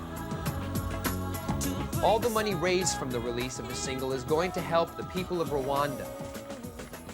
Don't punish me with brutality. Talk to me so you can see what's going on. I was there behind the scenes, and next week you can find out what went on and see the finished video in an Electric Circus special report. What's going on? Some people can, some people can't. Me? Well, I'm still working on it. Of course, it's the Magic Eye, and I'm here with the creator, Tom Bachet. Tom, how are you? I'm just fine. Now, can you tell me how you actually came about inventing the whole thing? Well, I discovered the technique in a magazine for 3D photographers back in 1990. It was a little-known scientific curiosity that had been developed by psychologists who studied how the human brain works. Tom, it's huge in America, Australia, and Japan. Did you ever expect it was going to be this popular? Well, I think it's presenting people with an experience of their own brains that is quite unprecedented. Perhaps when we're very little infants, we're discovering how our eyes and ears work, and the world is like a magic box full of tricks. And as we get older, everything seems more and more normal. Well, this is a little trick we can play in our brains that's quite unexpected. But tricks, they're all over the place. They've got posters, books, calendars, and also videos. Now, what's next? Well, we've done a video especially for kids that contains instructions on how to see the pictures and a little bit on how we make them. Hey, you can do it. There's nothing to it. A brand new way to view a 3D world go by. Hey, you can do it. We'll help you through it. There's nothing like looking through the magic eye. Tom, apparently children find it easier to see than adults. Why do you think that is? Well, possibly as we grow older, our brain becomes more established in the patterns it has. For instance, take language. When you're very young, you can learn a new language with absolutely no accent. But as you get older, you can intellectually learn the language to a perfect degree as far as the words and the syntax go, but the pronunciation might be imperfect. Right. Tom, for those of us out there who are still struggling and don't have the magic eye, can you give us some advice from the master himself? Well, you have to learn how to look through the picture as if you were looking at a far distant horizon. So keep my eyes floating, look into infinity, and patience. I think I'm gonna get it. It's a planet. That's it, it's Saturn. Tom, thanks. Looks like Johnny Depp had better get the soap suds out. He's been voted the star most in need of a good bath by American Mag Us. Come on, Johnny, you better clean up your act. Pop star Prince says he's tired of being single and wants to wed. The big question is, who's the bride going to be? If you fancy yourself as a princess, polish your tiaras. And finally, last week on Live and Kicking, Take That revealed that Take That will not, yes, will not release a Christmas single. That's something I was going to mention. Yeah, for all the people that are going out there and putting money on us for the Christmas #1, don't bother. We're not releasing one. So it looks like Zig and Zag have a chance after all. Well, anything's better than Mr. Blobby. Next week, Electric Circus brings you a special report from behind the scenes of Music Relief '94. See you then. Can I just say what a nice tasting waistcoats John has? I mean, the material very similar to this. Anyway, now earlier in our spotted bit, when we show you mistakes in TV programmes, what we should have said about that clip of Keeping Up Appearances is that the Keeping Up Appearances team was so on the ball that Richard did say to Hyacinth in the episode that the clock must have been wrong. You see, they spotted it a long time ago. There we are. We took you back to that episode to the train station. And did you see it last night when they've got their new little fashionable place where they live? It's very funny. Very, very funny indeed. Now, it's time to play this top game show. Pick your nose. Now, earlier we set you the question. It was, in which city is Children's BBC's top drama Biker Grove set? That was the question. You had to dial 0891 339955 and give us the answer. And I am now going to call the person who our computer has selected at random from the thousands and thousands of calls that we got. If your phone starts ringing, it could be you that I'm calling, and it's ringing, so let's see if someone picks up the phone. Hello? Hello, who's that? It's Graham Goldie. Hello, Graham. How are you? Fine. Good. Graham, the question was, in which city is the children's BBC drama Biker Grove set? The answer, Graham, is... Newcastle. Graham's got the answer right. Graham, you know what that means? It means that live and kicking director's chair, which is one of only 32 in the world, is yours. Now, Graham, a lot of people have asked me if it is true that there are only 32 ever made. It is, and there are something like 26 left, and next week we're going to show you all 26 chairs just to prove it. All right, Graham, so it's yours, and no one, Graham, can take that chair away from you. So now you get the opportunity, Graham, to pick your nose, right? We have 3 noses with 3 prizes. The 3 prizes look like this. If you pick the small bogey, Graham, you will get your very own phone. Now, let me just quickly show you this phone one more time. Here is the said phone, and this is the real look. Here it is, real live phone, and it makes noises. No one has yet won this, and it's a top phone. So, Graham, this could be yours. If you pick the medium bogey, you'll win this cuddly panda, and if you pick the big bogey, Graham, you will get your very own live and kicking bicycle. Good prize. But, Graham, before you pick, I'm going to bring in your mystery nose diver.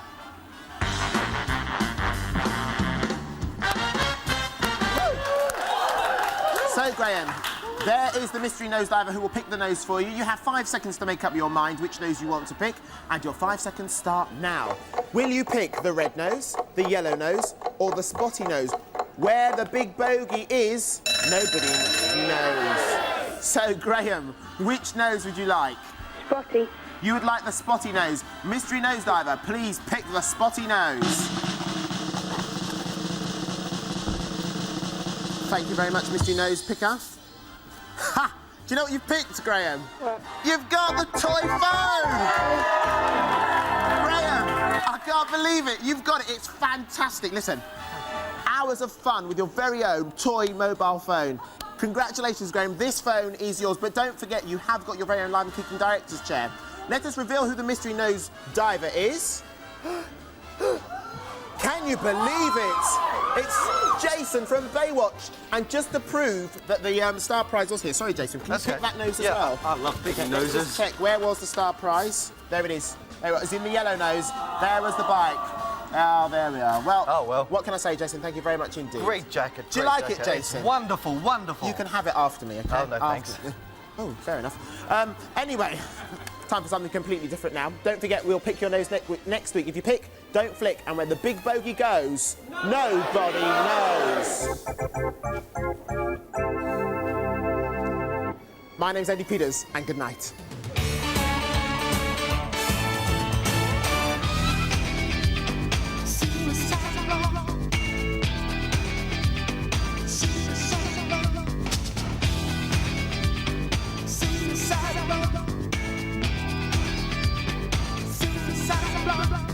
Suicide blonde was the color of her hair, like a cheap distraction for a new affair. She never finished before it began. Lost of the plan. You wanna make her suicide blonde. Love devastation, suicide blonde. You wanna make her. Well, I'm joined in the hot seat today by the seriously cool Michael Hutchence and Tim Farriss from INXS. Welcome back, guys. Now looking seriously cool, obviously, after that intro. We've got lots and lots of questions for you. So I think we will go straight to the phones. Hello, line 1, who's there? Hello, line 1, are you there? Hello. Well, I'm here. Hello, line 1. No, maybe not. Maybe we should just take a question first, then that worked. No, there's a line 2. Hello, line 2, are you there? Hello? Hello, who's that? It's Peter Smith. Hi, Peter, not from the Big Breakfast? No. No, another Peter Smith, good. What's your question? I'd like to ask INXS what's the best concert they've done and why they liked it. Ooh, that's a good question. We like most of our concerts, that's why we do them. We had a lot of fun at Wembley Stadium. Yeah. In fact, we did an impromptu performance the other night at a place called the Cafe Opera in Stockholm, Stockholm, Sweden. yeah.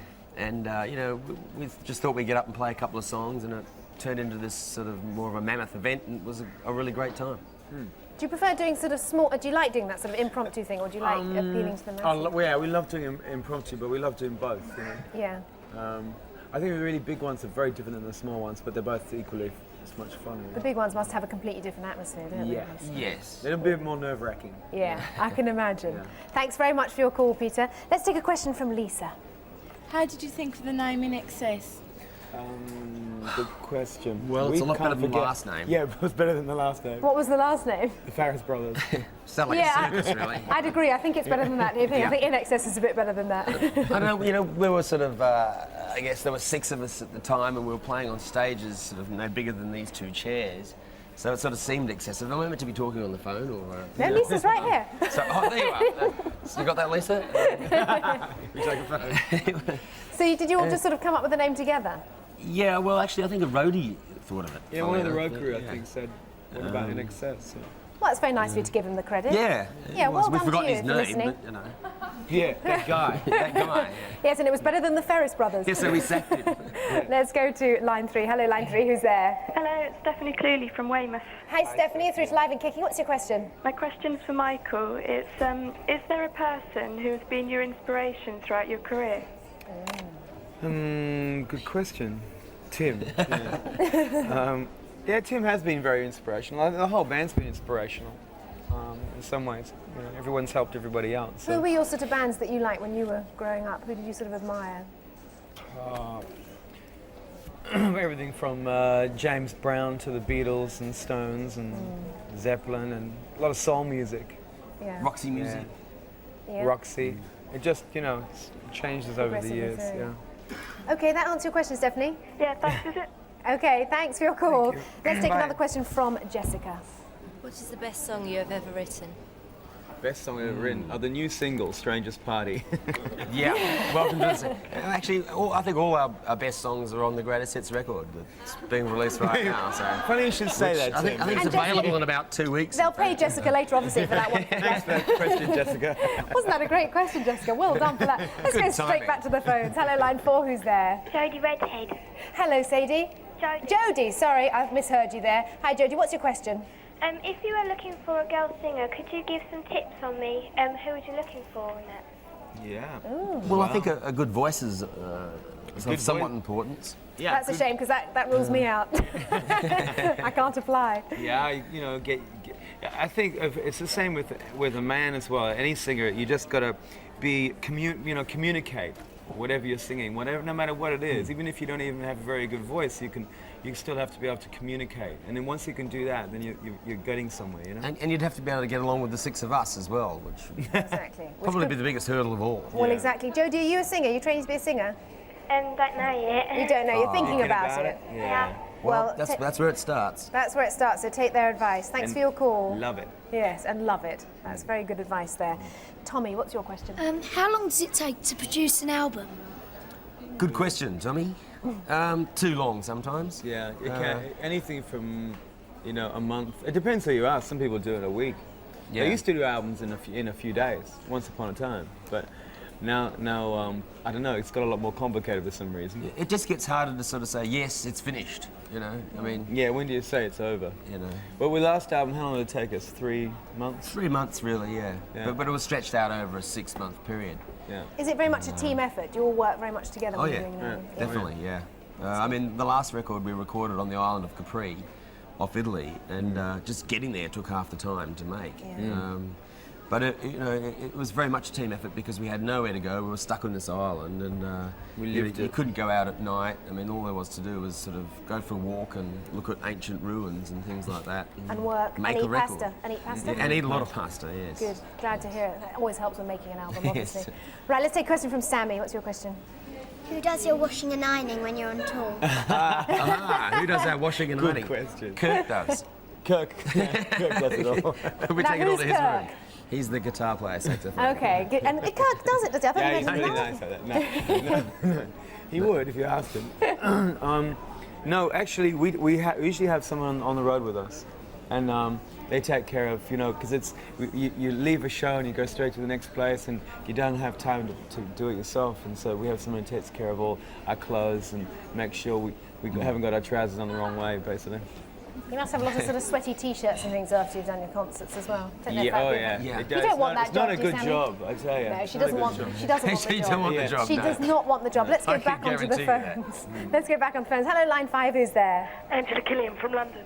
Hi, Angela. What's your question?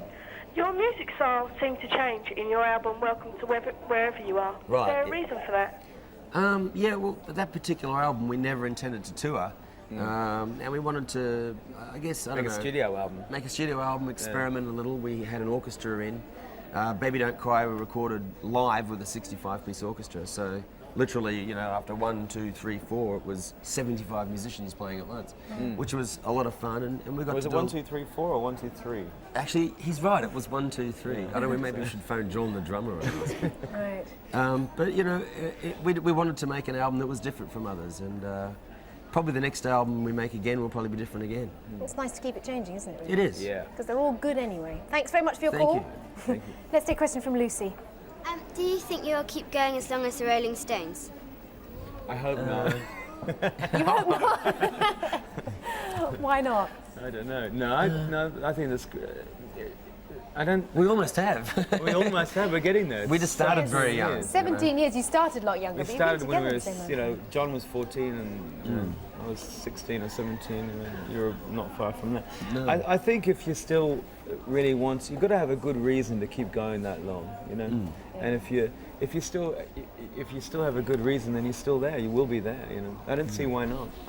Good. Well, we hope you keep going for a lot longer. Thank you very much for being our hot seat guest Thank today. you very much. Our And pleasure. good luck with the album, out on Pleasure. October the Thank you. 31st. And thank you for the good questions. Exactly. They're good questions, aren't they? And we'll see you soon. Andy, over to you. And the best thing about INXS is they make such good music. Now, listen, earlier today we surprised Leanne at her home. She wants to be a children's presenter, so how would she cope with sudden occurrences? Here we are. And can I say hello and good morning to Leanne? Where is Leanne? Where is Leanne? Leanne, good morning. Hi. Hello, Andy. There she was. She was completely surprised, Leanne. Excuse me. But she's been having some expertise coaching from Children's BBC's very own star lady, Zoe Ball. Zoe and Leanne have been at the Teesside Airport where they train firemen to deal with fires on airplanes, and that's all part of National Fire Safety Week. So now I hand you over to Leanne. Leanne, hello there. Hi, Andy. Here with me now is Alan Ray, and behind me there is a fire display. So, Alan, what's happening? This is a simulated display, as you can see, Leanne, of a helicopter which has crashed. It has the fuel lines have fractured on top of the helicopter. The fuel's pouring down onto the outside and onto the ground. And this is the clients now coming in to tackle the fire. So, how long do you think they'll do it in 2 minutes? They better do it in 2 minutes. That's all the time they have to get that fire out and get into the cab of the helicopter and get anybody out that's inside there. Why is the fire on the top of the helicopter? The fire's on the top because the fuel's carried in the bottom, but it's piped up onto the engine on top of the helicopter. And it's that line that's fractured, and now the fuel's pouring down onto the helicopter itself. Why do you use foam and not water? If you used water, then the fuel would simply float to the surface and the fire wouldn't be put out. You've got to smother it, and that's exactly what the foam does. Does it take a long time to clean your boots? Does it? No, about 5 minutes usually. But you see them now busy tackling. They've put out the fire on the base, the bottom part with the cannon, the foam monitor on top of the vehicle, and now the two crews are going in to tackle it close in. We've got to get in there very quick to get into the main fuselage of the helicopter.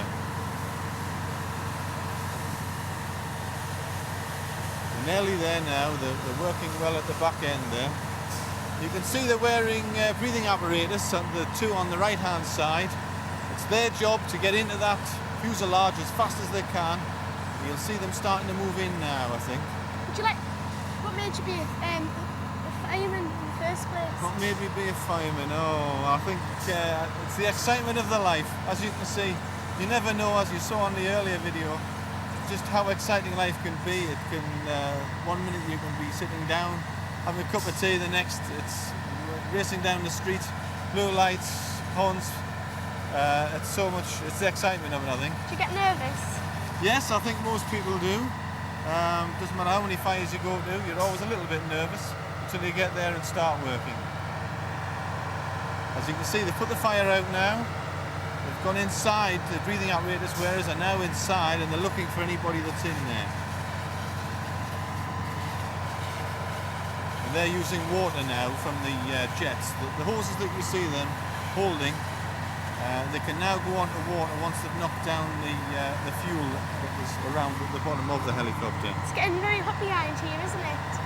Pardon? It's getting very hot behind It here. was, hasn't it? I'm pleased it's cooled down a bit now. That's it. They're actually inside the helicopter now. You can see they're about to come out, I think. They've got somebody with them. Let's have a look. Yes, they're bringing someone out with them now. Just a dummy, I might add, but that's part of the training, of course. Here at the Civil Aviation International Training School. Of course, they train airport firefighters from all over the world here. From over 70 different countries all come here.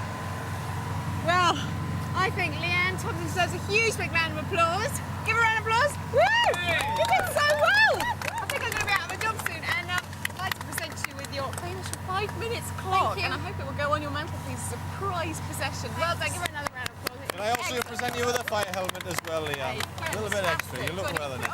Think she'll get it on her head, right? Come on, let's try it on. So, if you're going to be a TV presenter, who would you next like to interview? Alan, me, who next? Dan Felsen. Dan Felsen? What, from Neighbours? Yeah. Who plays Rick? And why would you like to interview him? Need I ask? Because he's good looking. Good looking. Would you like to interview Michael Hutchence from INXS? No. No. Oh, no. There we go. Andy, how do you think she did? I thought she was absolutely fantastic, Leanne. Congratulations. And you certainly are a television presenter in the making. And well done to the fire team. At no point, Zoe, have they said how brave they are, because they must be some of the bravest people in the world. They are complete heroes. I mean, just look at what they do. I mean, I am fascinated. As you know, Zoe, I'm a complete chicken. It's the last thing I'd ever do. Never see you up on a hydraulic platform, Andy. Could you imagine it, Zoe? Anyway, Zoe, thank you very much as well for being out on the road for us 2 weeks on the trot, you poor thing. Take it easy now. Bye-bye, Leanne. Now, Henry Kelly's been doing it for years. What, I hear you cry, going for gold. And that's exactly what they're going to do right now in the video gold mine. So let us join Grandpa and the other bloke.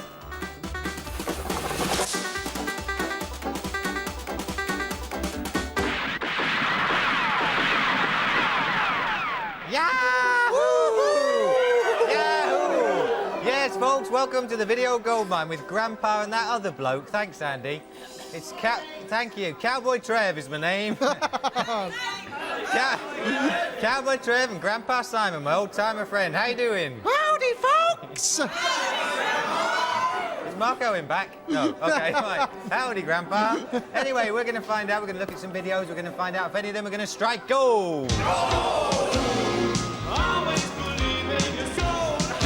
Yes, that's right. For those that are lucky, there's gold in them there hills. But those that aren't so lucky, all they'll get is a tin of beans. Hand me down the can of beans. Hand me down the can of beans. I'm throwing them away. Woo! Ah. There they go. Out the window go those beans. Well, Grandpa Simon, are there any strangers in town this week? Oh, indeed there are, Cowboy Trev, yes. There ain't much call for lifeguards around these parts, because there ain't no sea, is there? Still, if I ever get wedged in my tin bath, I'll call him. Yes, from Baywatch, it's Jaason Simmons.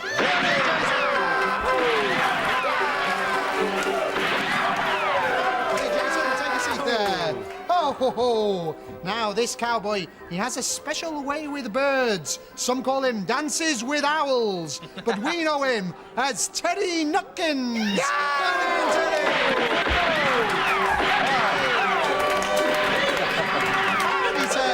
Take a seat. Howdy, folks. Eat your heart out, Clint. Help yourself to some of help yourself to Grandpa Simon's coffee down there if you want it. But tell me, what kind of songs do you listen to around the old campfire, Terry? Bagpipes. Bagpipes? No. Oh, I believed you. I like a little bit of bagpipe, don't you? Yeah. Well, you live in Scotland, don't you? Yeah, nothing of course. like it. And no, I mean, I'm a bit of an oldie, really. Enya? Anyone know Enya? Who? Yes, Enya? we remember Enya? Enya. Yes, we remember. Jaason?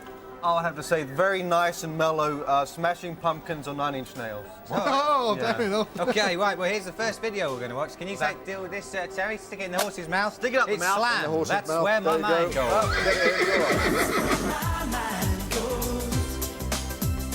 We'll hide the rainbows.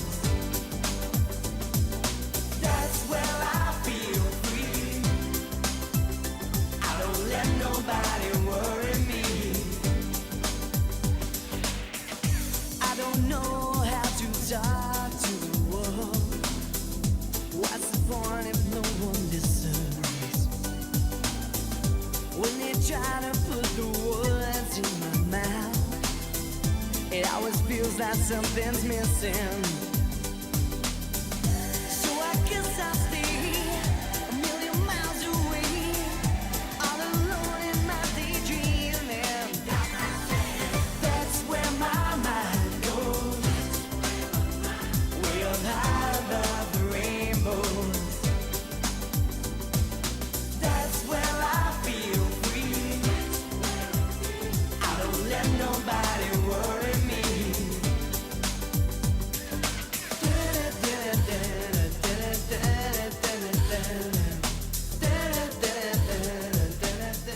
That was Slam there, playing in someone's living room with some lovely purple curtains in that video. Have you got anything to say about that, Grandpa? I have indeed, Cowboy Trev. Well, that's Slam with that's where my mind goes. And let's face it, in the pop world, the mind can go quite a lot, can't it? I mean, look at Prince. He's nutty. He's not even got a proper name. And what's Michael Jackson about? I don't have to say any more about that. Listen, all you young pop stars out there, please give it up now, pop stars, before your minds turn to mush. Oasis, why don't you become plumbers? Blur, become turf accountants. Let loose, become a pop group. Do something. Hey, they're on next week. Oh, they might come on the programme, Trev. They're on next week. I don't know, we'll see. Terry, what do you think of that? Well, I'll tell you what, he reminds me of someone by the name of Boy George. His voice is very much like Boy George's voice, isn't it? Didn't look like him, Whoa. They didn't Anyone look the remember Boy George? Anyone remember Boy George? Do you think there's a conspiracy going on there? It's harmless, isn't it? It's lovely, flowing music. I mean, it doesn't do much to me, but I mean, it's pop, isn't it? Yeah, it's pop. It's pop, and it doesn't do any damage to anyone. It's not aggressive, and that's good for me. I don't like aggression. Do you think it's non-aggressive pop, Non-aggressive Jaason? pop. What? Yeah, Well, you does it really fit liked into it, your didn't you? kind of nine-inch nails it was world? very, very entertaining for children under 5. Does the word bubble gum mean anything? No. Not your kind of thing, then, Jaason. Well, let's see. I think there might be some beans awaiting in those gold mines, but let's see if you can get your dynamite ready and if you can press the plungers. Whoa! Here we go. Whoa!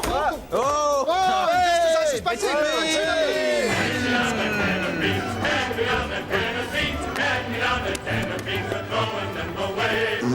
Okay. Well, we're going to get... It's the horse. We're going straight into the next video. Here you go, Terry. Oh, look out! It's Gloria Estefan. That's a nice turning the feet around.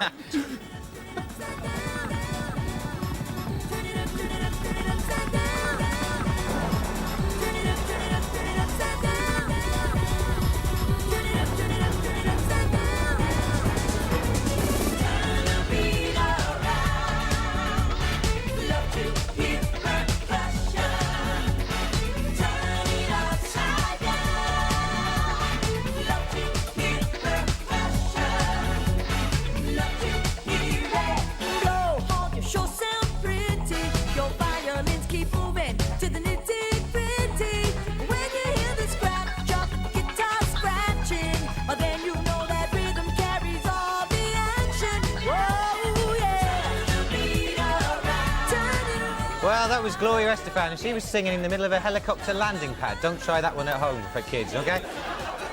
Grandpa Simon, what do you think of that one? Well, that was, of course, Gloria Estefan, but no Miami sound machine. And anyway, what was a Miami sound machine? Was it a record player, a CD player, an 8-track cartridge? Who knows? Maybe it was people. In fact, I've got some information for them on you. They've actually joined together now with the Commotions, the Bunnymen, and Andrew Ridgely to form a new supergroup called Dumped Pop Stars. So good luck with that one to all of you.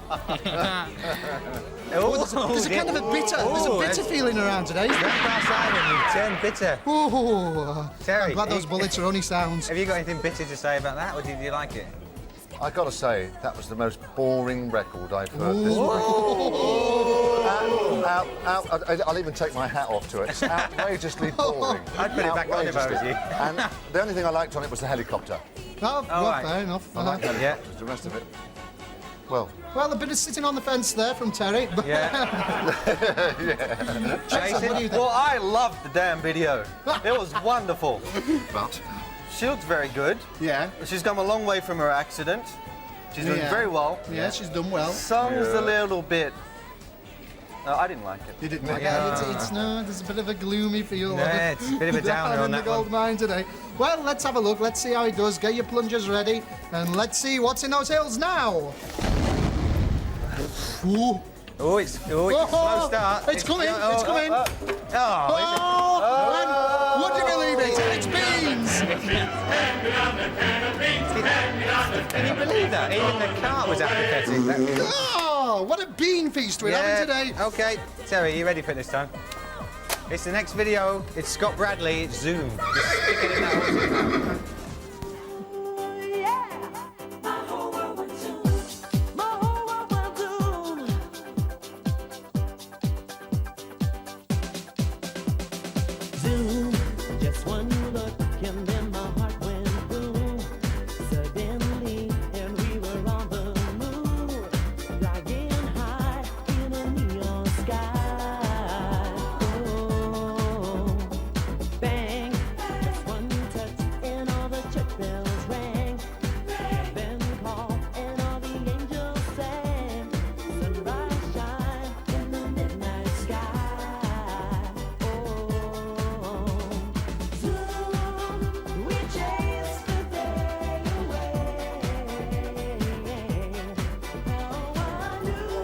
Yes, that was Scott Bradley, filmed on location in Southend-on-Sea. Grandpa Simon, what do you got to say about that? Well, of course, Zoom, which is the older Fat Larry's band song, takes its title from the popular space rocket-shaped ice lolly, Zoom. You know, that was in the days when ice lollies were ice lollies, though. I mean, none of this nonsense now with frozen yogurts and exotic fruit juices and all that kind of thing. Let's get some good old-fashioned ice lollies back, like Dracula ones with black ice and red gooey blood inside. Come on, kids. Get out there now, kids, and complain. Demand more E-numbers in your food. More dangerous chemicals, now. That's a good positive note there, Grandpa Simon. Did you like the video? Terry? You're gonna give me a hammer in. I've got to say, I'm not impressed. You're not? I'm not impressed. It's a bit Jaason Donovan. And I thought we got over that. Oh, fair enough. A bit of a Hey, down by on the that. way, Yeah? I've heard, and I think I've read it in a newspaper. What? Those two there were on the Steve Wright show. No, the Steve Wright show tonight. Yeah, we are. On the Steve Wright show. Steve Wright tonight, yeah, high five. Anyway, Jason, what did you think of it? Not the Steve Wright show, which we're on tonight, but this video. The Steve Wright show. It's my turn. Your turn. Quick. Nice beach. Nice beach, I think that sums it up, doesn't it? Okay, well, let's see how it goes on down in the gold mine. We've got to rush in now, so let's see what's in there. Whoa! Right, it's coming. Wait.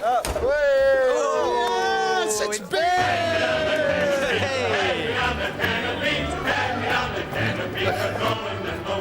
Oh, It's well, all there we go. beans. A great bean victory. Yahoo!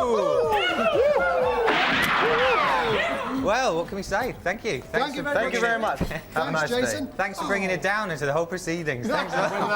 We'll see you on the Steve Wright show. Yeah, tonight. Tonight, that's right. BBC We're back. All right, shooting. We'd just like to say thank you to all our guests this morning who've come in. And we'd also like to thank Zoe Ball and Leanne at our outside broadcast there at Teesside Airport. They were absolutely fantastic. Now, at this point, boys, I was going to mention that you are on the Steve Wright show tonight. Yeah. You've mentioned it so often that I won't bother. We can't now. Next week, we've got music from Rosella. She'll be singing here in the studio. Also, Let Loose, we took them parachuting about a month ago, and you can see what happened when those boys jumped out of an aeroplane. That's all next week. We've also got long-distance walker Fiona Campbell. She'll be strolling into the hot seat. So don't forget to start your Saturday 8:30 this channel with the new Adventures of Superman, and then at 9:15 live and kicking. Bye-bye. Don't miss it. Bye-bye.